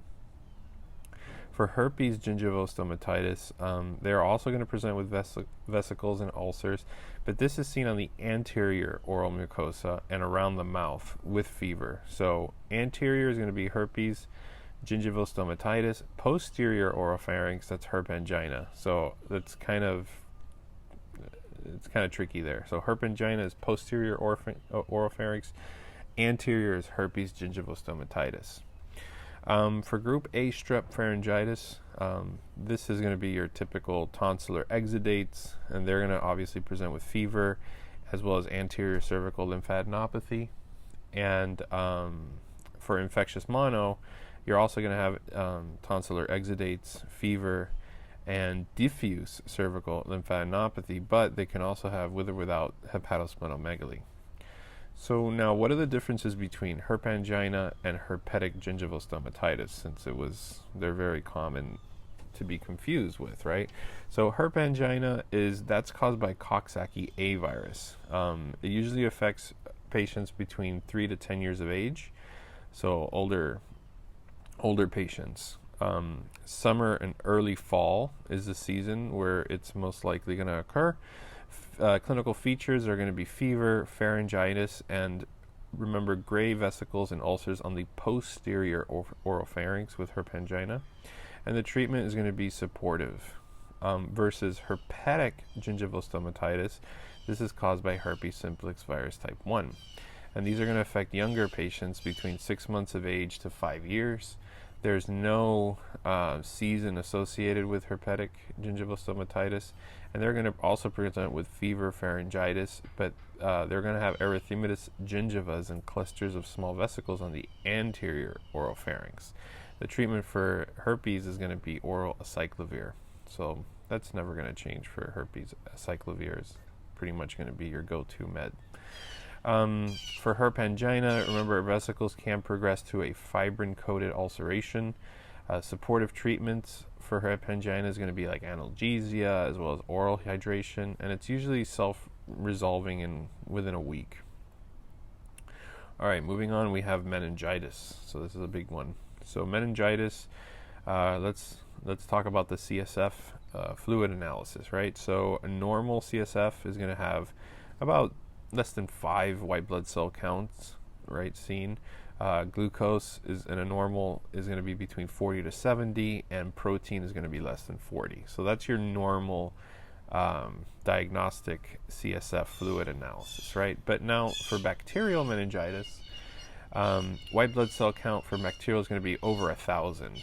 For glucose, you're going to be less than 40 because bacteria love to eat all that sugar up. And protein is going to be high, so more than 250 proteins. So the big one there is the white blood cell count, and but more importantly, the glucose less than 40. For TB meningitis, their white blood cell count is going to be between 5 to 1,000, but their glucose is going to be very low, less than 10. The protein is going to still remain the same as bacterial meningitis at over 250 proteins. So if it's really low, less than 10 for glucose and CSF, you're thinking TB meningitis versus bacterial meningitis is less than 40. Now for viral meningitis, this white blood cell count can be between 100 to 1,000. It could also be, but then here's the important one. So the glucose levels are going to be normal in viral meningitis, and protein levels are going to be less than 100. So the big one here to remember is your glucose levels are going to be normal with a high white blood cell count and less than 100 of protein. For Guillain-Barré, this is almost going to be the same white blood cell count as normal, between 0 to 5. They're also going to have normal glucose levels between 40 to 70, but the protein on them is going to be the highest, so 45 to 1,000 proteins is going to be seen on CSF. All right, so bacterial meningitis. In bacterial meningitis, it's going to be grouped by ages and the most common organisms, as well as the empiric antibiotics of choice. So between the ages of 2 to 50 years of age, the most common organisms for bacterial meningitis are going to be Neisseria meningitidis as well as strep pneumonia. And the antibiotics of choice here are going to be vancomycin with a third-generation cephalosporin.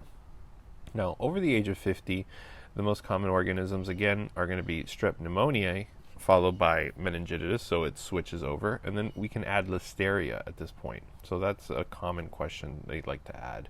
They'll give you a 65-year-old guy, and what are you suspecting? And that's Listeria. Treatment is vancomycin as well, but in this case you want to give them ampicillin with a third-generation cephalosporin like ceftriaxone, or Tritax-Taz is the mnemonic there for third-generation cephalosporin. So ceftriaxone, ceftazidime, Tritax, and cefotaxime. So there you go. Tritax-Taz. Anyway, neurosurgery or shunts, those risk groups that have had a neurosurgery or a shunt placed, those are obviously going to be gram-negative rods, Staph aureus, because you're introducing it on your skin flora, right? And coagulase-negative staphylococcuses. Here you would want to give vancomycin plus cefepime. For immunocompromised states, you have your pneumococcuses, Neisseria, Listeria, as well as gram-negative rods. And here as well, you want to give vancomycin with ampicillin plus cefepime. And if you have any kind of penetrating skull trauma, here the organisms are going to be Staph aureus, as well as coagulase-negative staphylococcuses and gram-negative rods.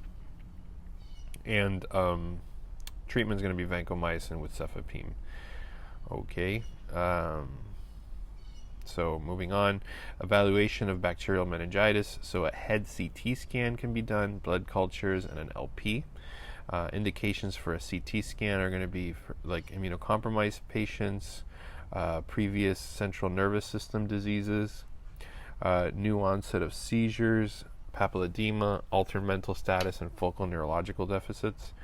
If there is a delay in performing a lumbar puncture, empiric antibiotics can be administered after blood cultures are obtained. Remember, you always want to obtain those blood cultures first. Then you can do an LP or empiric antibiotics. Studies have shown that in most cases of bacterial meningitis, except for meningococcus, a pathogen can still be identified in the CSF for up to 4 hours after starting antibiotics. And the treatment for bacterial meningitis, it's going to depend on risk factors and their specific pathogens, like we just mentioned earlier on. Adults who present with suspected bacterial meningitis should also be treated with dexamethasone, which must be given at the same time as the first dose of antibiotics. Dexamethasone is going to be helpful in preventing complications of meningitis due to strep pneumoniae, and usually it's continued for about 4 days. And it has to be discontinued if cultures show another pathogen.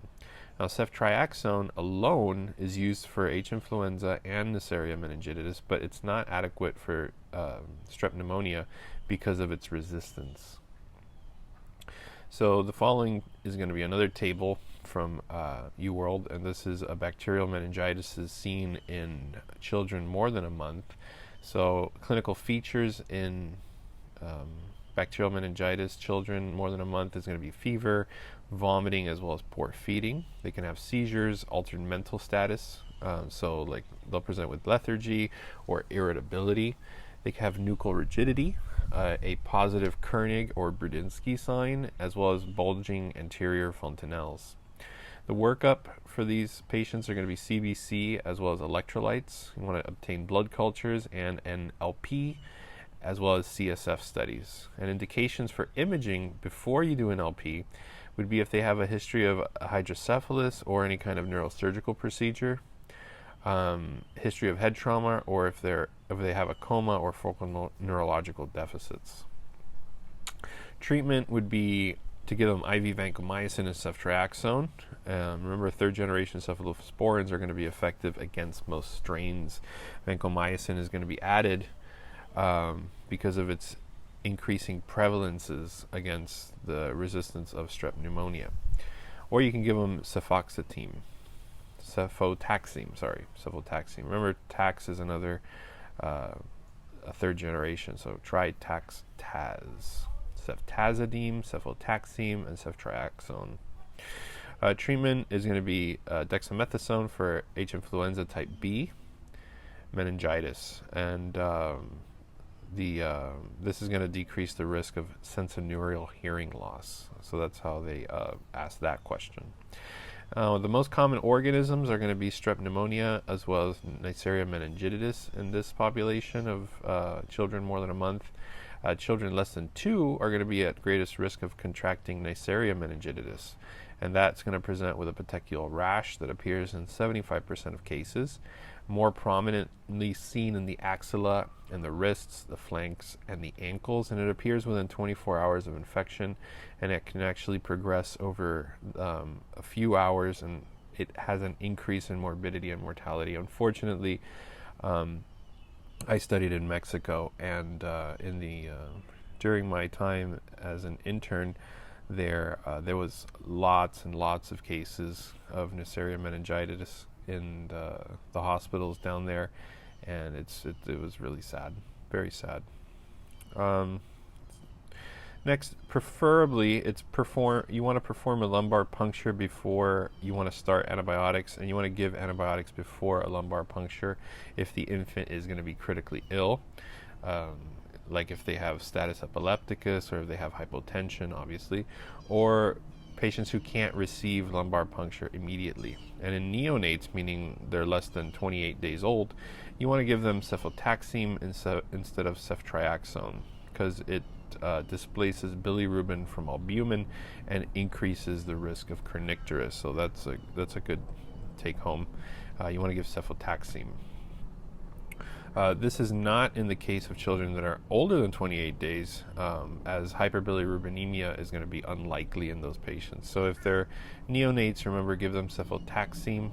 Okay, just think of a neonate needing to I don't know, file his taxes before he gets Neisseria, or he needs a taxi or something. I don't know. All right, next, viral meningitis. We spoke about this in our viral lecture, but I'll obviously redo it again here. It's very short. Viral meningitis is usually self-limited inflammation of the leptomeninges. 90% are going to be caused by a non-polio enterovirus-like or echovirus and Coxsackie viruses. And the incidences decrease with increased age. So the older you get, the less incidence there is of viral meningitis. Infants are more susceptible, and the mortality and morbidity is highest in those groups. So the presentation, it can present with a viral prodrome of constitutional symptoms as well as upper respiratory symptoms and low-grade fever. Over the next 36 to 48 hours, patients can present with high fever, headache, irritability, as well as nuchal rigidity can develop, and patients can also present with seizures. Other signs of enteroviral infections may be present, like pharyngitis, herpangina or rash, and neutrophils may predominate early on in the course, but later lymphocytes predominate. So first it's going to be neutrophils followed by lymphocytes. And then no organisms are going to be seen on gram stain for meningitis.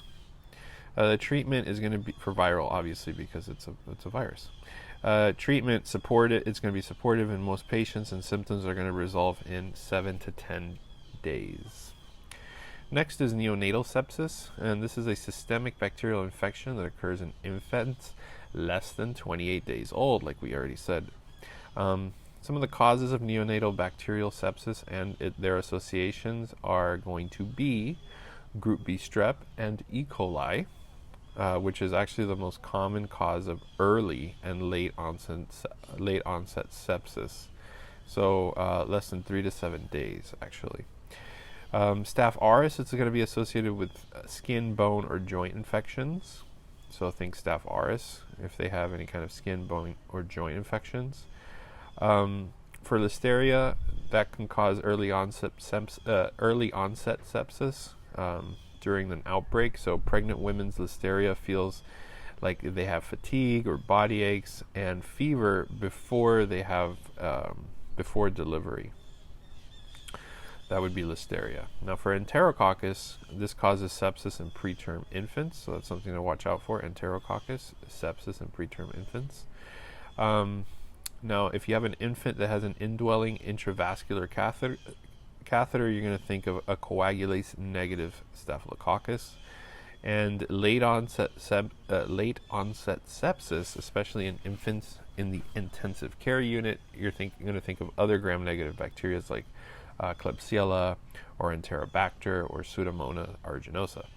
Now, studies have shown that group B strep is the most common in term neonates, and E. coli is going to be in preterm in neonates. So you can think of the E in preterm for E. coli, and most commonly overall it's going to be group B strep.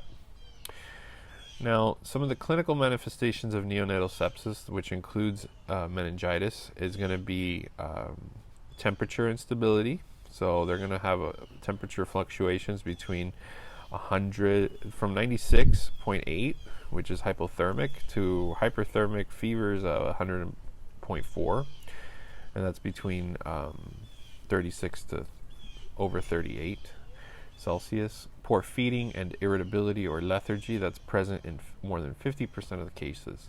Now, between 25 to 50% of cases, they're going to present with respiratory distress, vomiting, seizures, and jaundice. And the ones that are present in less than 25% of cases, so the most rare, are going to be apnea, cyanosis, and that bulging fontanelle that's usually associated with neonatal sepsis. Clinical manifestations in neonatal sepsis are often going to be subtle, and they're not going to be very specific, and it should be very high on the differential in neonates that are less than 28 days, presenting with any kind of difficulty in feeding or a decrease in activity, or if they're not waking up for their normal feeds. Physical exam doesn't really reliably distinguish between sepsis and a meningitis. Neonates do not present with headaches and neck stiffness, Kernig and Brudinski's are not very useful, and instead they are irritable, lethargic, and hypotonic. Neutrophilia with a significant left shift, meaning that the bands are going to be more than 700, or a band to total the neutrophil count ratio, which is usually more than 0.16. That usually indicates neonatal sepsis and bacterial infection. Now, the way you manage it is that neonates with a suspected infection is going to require full evaluation, including CBC, blood cultures, lumbar punctures, urine analysis, and urine culture. The CT before a lumbar puncture is not required in neonates because the open fontanelles, they serve to relieve intracranial pressure, and herniation doesn't really occur. So that's a reason why a CT before an LP isn't really required in neonates, because those fontanelles act like a relief and pressure by itself. You want to give them empiric antibiotics like ampicillin and gentamicin, or you can give them ampicillin and cefotaxime. Remember that cefotaxime in neonates. After cultures are obtained, antibiotics are given before the cultures should be avoided if possible. So you don't want to give them antibiotics before you draw blood for cultures. Draw the blood for cultures first, then give them the antibiotic. However, infants who are critically ill or who cannot undergo lumbar puncture immediately should obviously receive antibiotics first. So what are some of the joint fluid characteristics? Because now we're going to be talking about septic arthritis in children. So normally the appearance of joint fluid is going to be clear. The white blood cell count is going to be less than 200, and neutrophils are going to be less than 25%. For a non-inflammatory state like osteoarthritis, the appearance here is going to be clear as well, with 200 to 2,000 white blood cells, and neutrophils are going to be about 25%. For inflammatory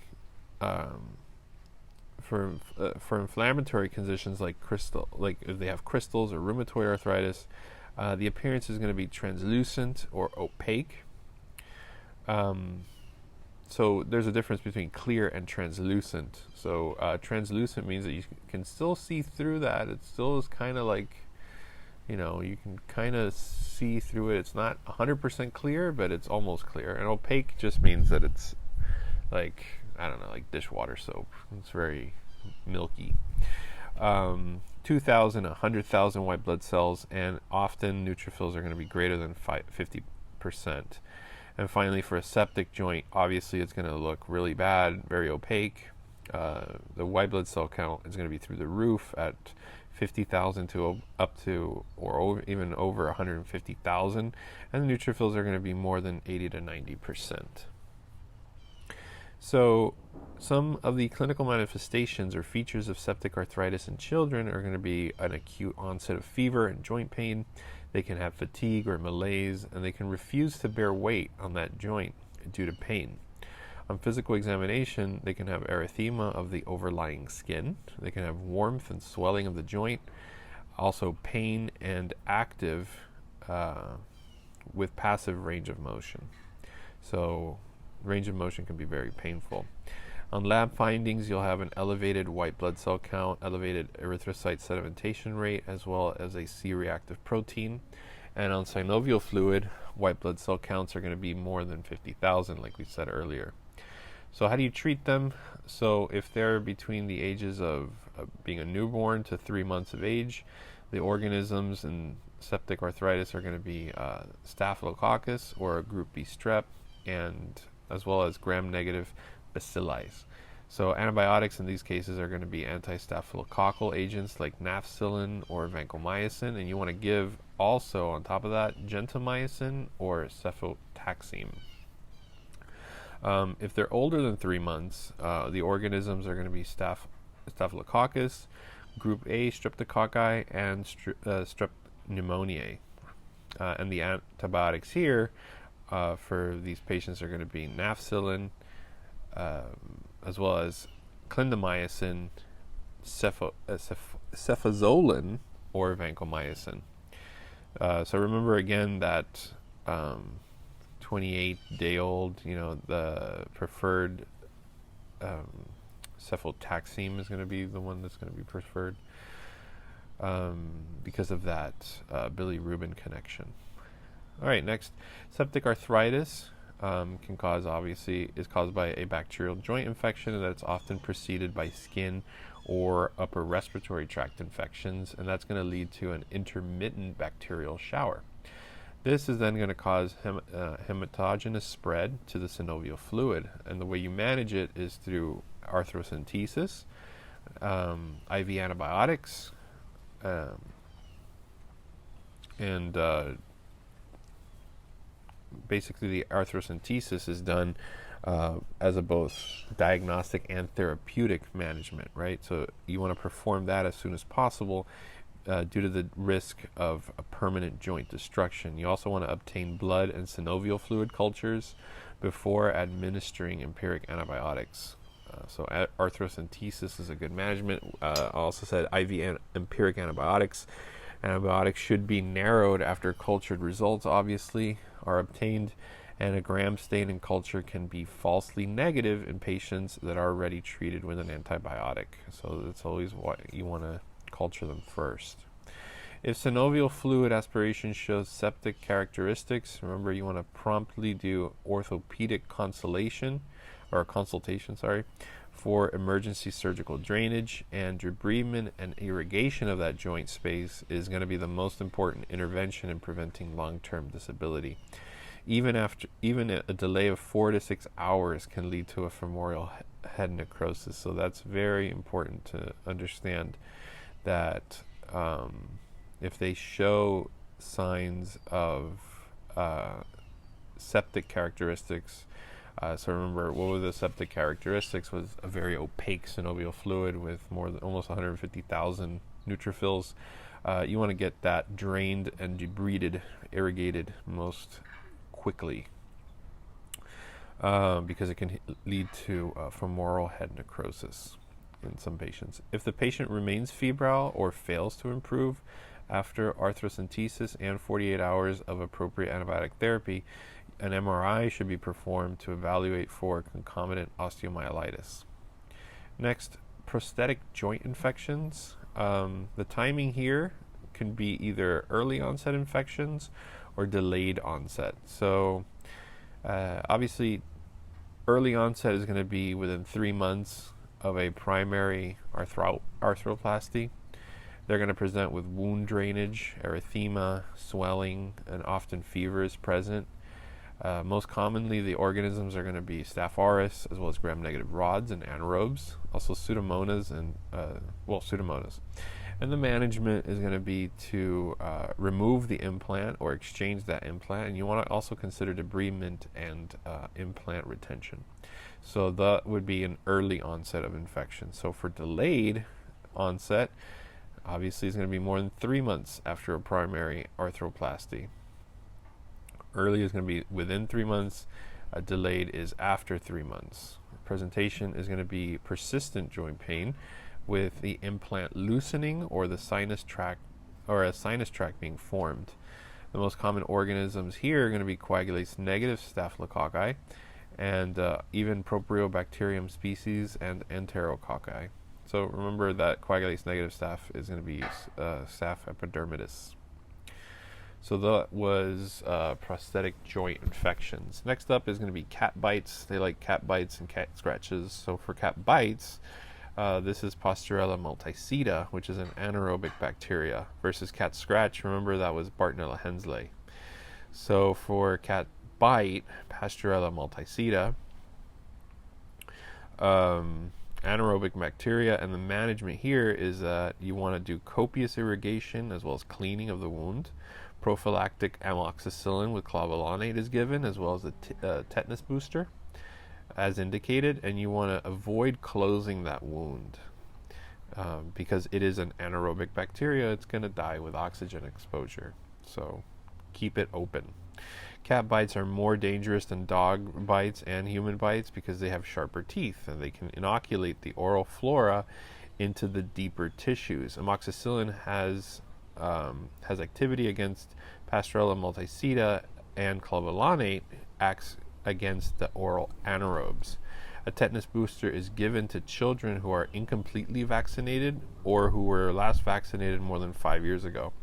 And observation and close follow-up without antibiotic prophylaxis are appropriate for patients who are immunocompetent with minor human or dog bites that are not located on the hands, the feet, or the genitals.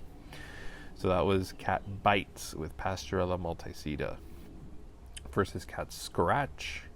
This is due to Bartonella henselae, which is a gram-negative bacilli that can be transmitted by cat scratches or the bites, but here it's cat scratch. This is that cat scratch fever.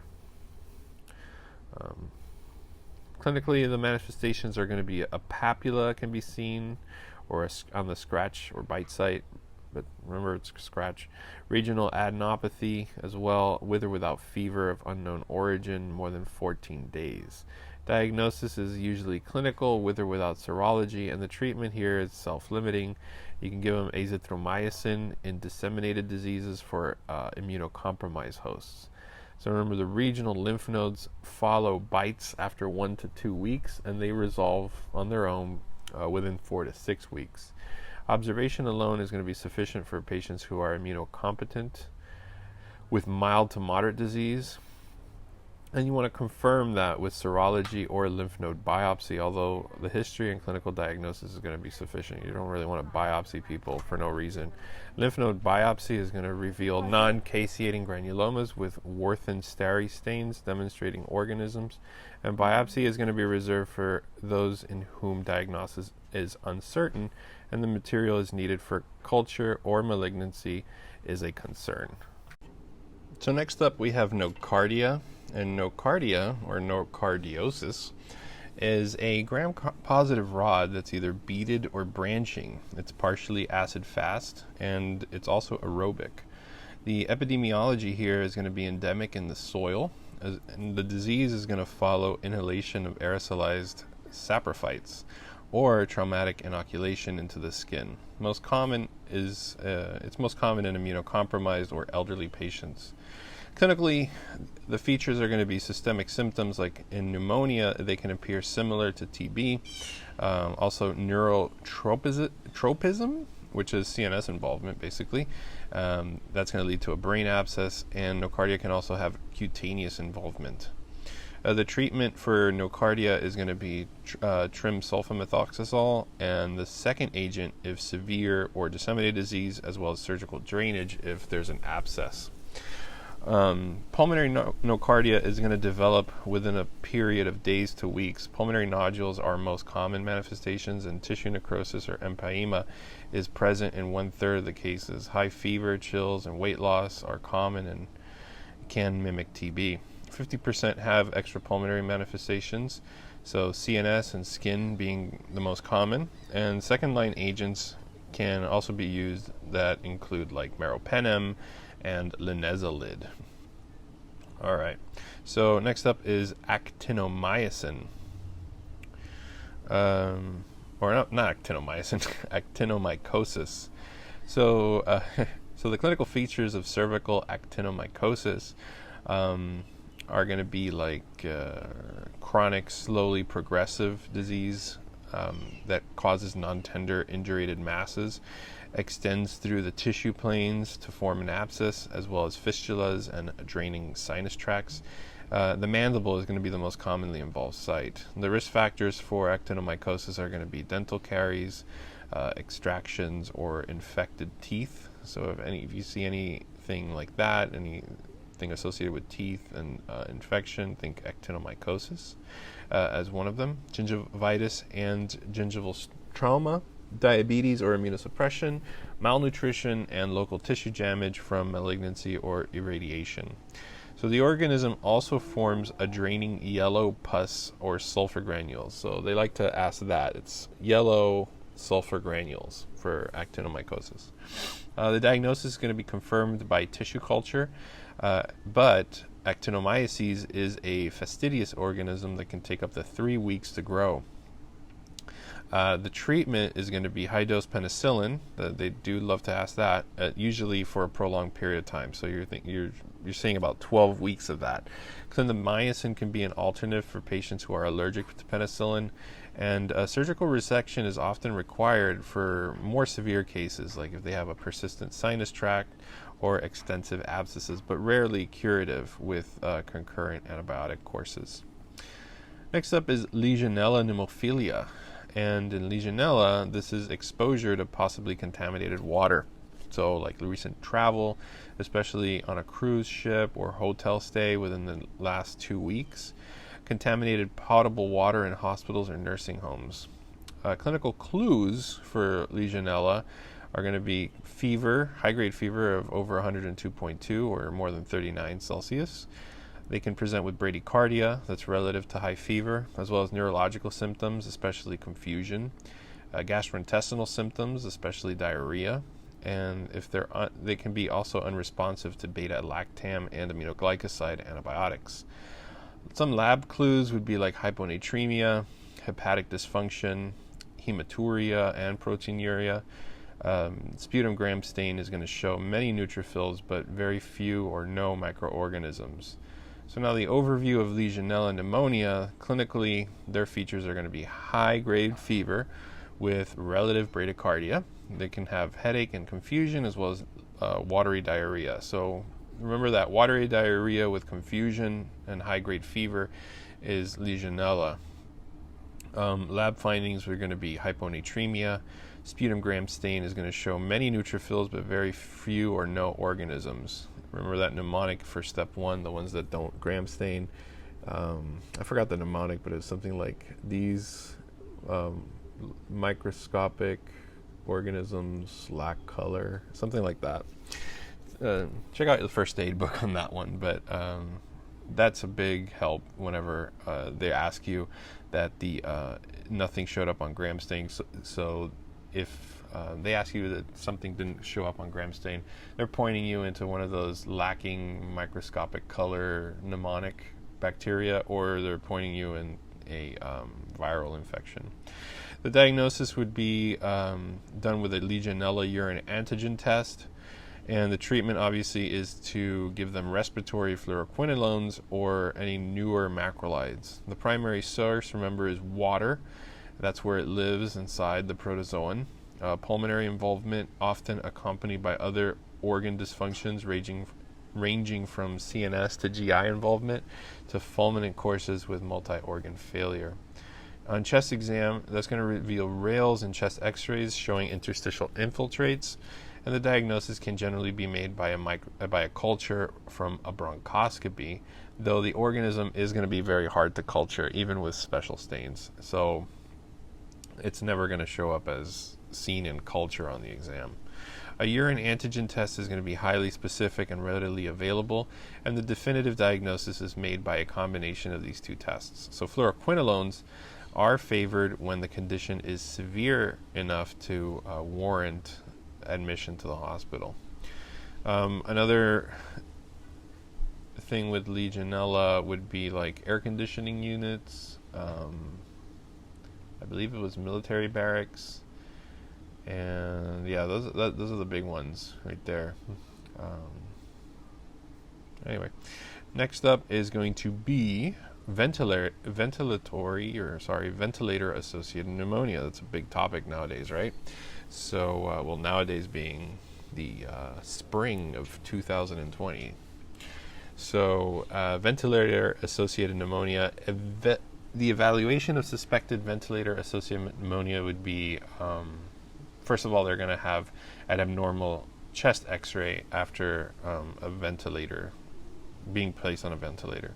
So lower respiratory tracts and endotracheal tube samples are going to be needed, so culture and microscopy. And when you do that, you can give them empiric antibiotics. So empiric antibiotics are given for gram-positive coverage, anti-pseudomonal coverage, and gram-negative coverage. And you also want to consider a MRSA coverage. So after you do the antibiotics, then you can do the cultures, right? So you get the culture. If it's negative culture, discontinue the antibiotics and evaluate for other causes, obviously. So if if the cultures come back negative, you want to stop antibiotics. If they come back positive with clinical improvement, you want to narrow down the antibiotics according to whatever the culture results were. And if the culture comes back positive without clinical improvement, that's going to be likely a ventilator-associated pneumonia, and you want to consider changing antibiotics. You want to assess for ventilator-associated pneumonia complications like abscesses and empyema, and you want to consider evaluating for other causes. So remember, if you're suspecting a ventilator-associated pneumonia, you want to do a culture. After you do the culture, then you can give antibiotics, broad-spectrum antibiotic coverage.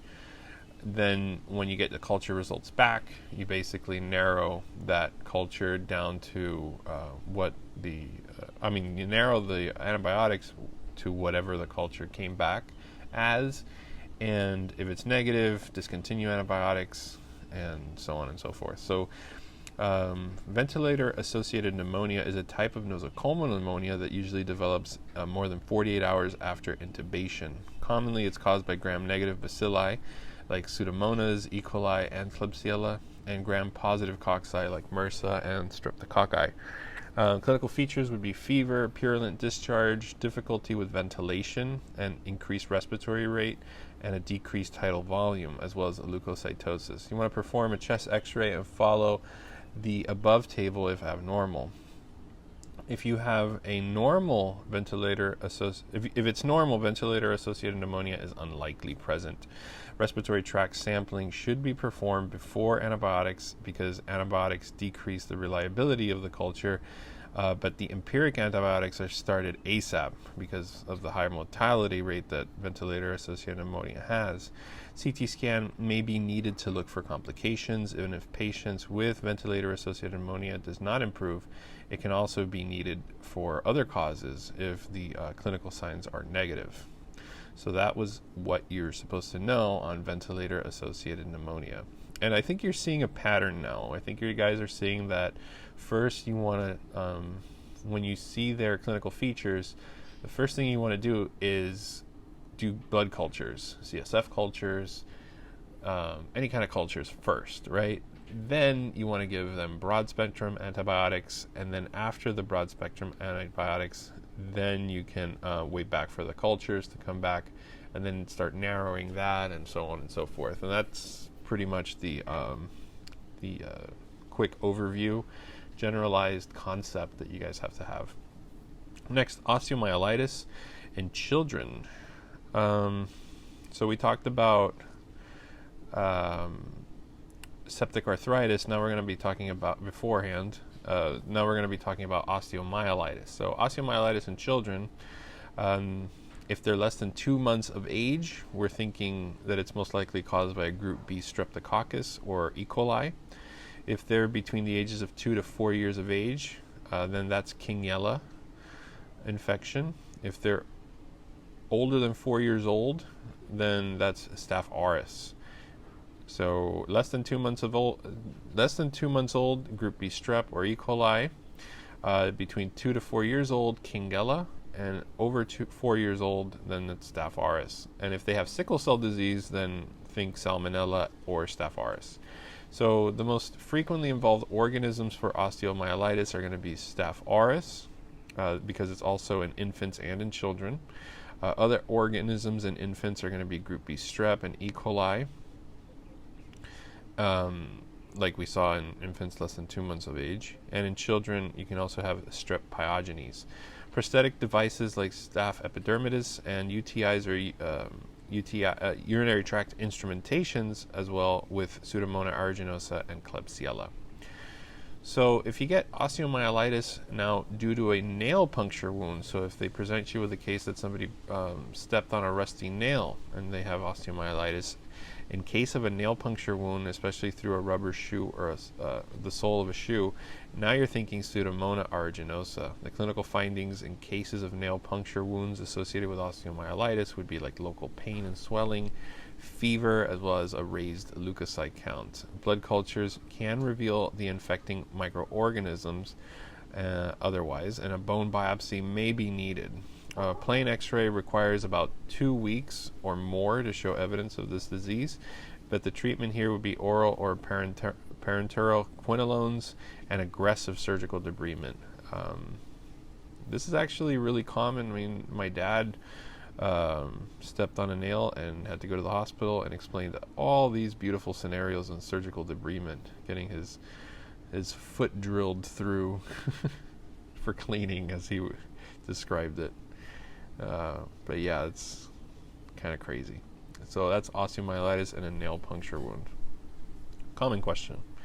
Next is osteomyelitis and sickle cell disease, another common question, and 2/3 of those cases are going to be salmonella, so that's the most common one. Now, 1/3 of the cases can be Staph aureus. Empiric antibiotic coverage against both is going to be indicated while you're waiting for cultures to come back. So in the meantime, you want to administer 3rd-generation cephalosporins like ceftriaxone, and you can give an anti-staphylococcal therapy like oxacillin or vancomycin.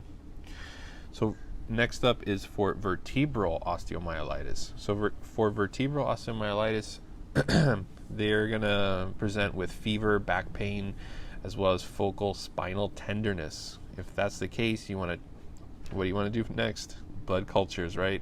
ESR, CRP, and you want to get an x-ray of that spinal cord. You want to see the results showing an increase in ESR or CRP, but a normal x-ray. If that's the case, you want to move on to doing an MRI. And after the MRI, you can do a CT-guided needle aspiration or biopsy. So remember that vertebral osteomyelitis, that's most likely due to hematogenous spread of the infection, so like a UTI. So first they're going to present you with somebody who had a recent infection and now is presenting with fever, back pain, and focal spinal tenderness. They have to present it somehow that way. Staph aureus is seen in about 50% of cases of pyogenic spinal osteomyelitis, and other pathogens, including gram-negative bacilli, can also cause osteomyelitis. Patients often present with back pain that may be misdiagnosed as degenerative spinal disease. Fever may or may not be present. On physical exam, it usually shows exquisite focal tenderness on percussion at the posterior spinous process of the affected vertebra. They can also have increased muscle spasms in that area because it's like so painful, they're starting to spasm there, as well as decrease in range of motion in the back because every time they move it hurts. So epidural abscesses can result in the infection if the infection extends posteriorly into that epidural space, and that can often cause a severe back pain with motor and sensory abnormalities, and that can progress to paralysis.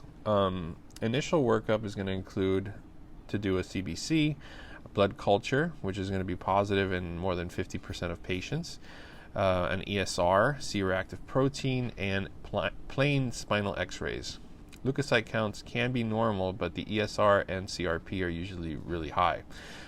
Plain x-rays can be normal in the first 2 to 3 weeks of the infection. An MRI is the modality of choice here and for patients with suspected vertebral osteomyelitis, and it can also detect an epidural abscess as well as cord compression. Radionucleotide bone scanning using gallium, that's an alternative for patients who really can't do an MRI, and you also have CT-guided aspiration and culture of the infected intravertebral disc space or bone is going to be needed to confirm the diagnosis. Then finally, prostate biopsy is going to be needed if there are nodules, indurations, or asymmetry seen on digital rectal exam. And guys, that is the end of bacteriology. Thank you all so much for being with me and listening through these lectures. I hope this is helping you guys out, and stay safe, everyone. And drop a thumbs up if you like this video. Subscribe to the channel, and I'll catch you guys on the next one, which the next one's going to be parasitology, but it's in no real definitive order anyway. So see you guys. Take care. Bye.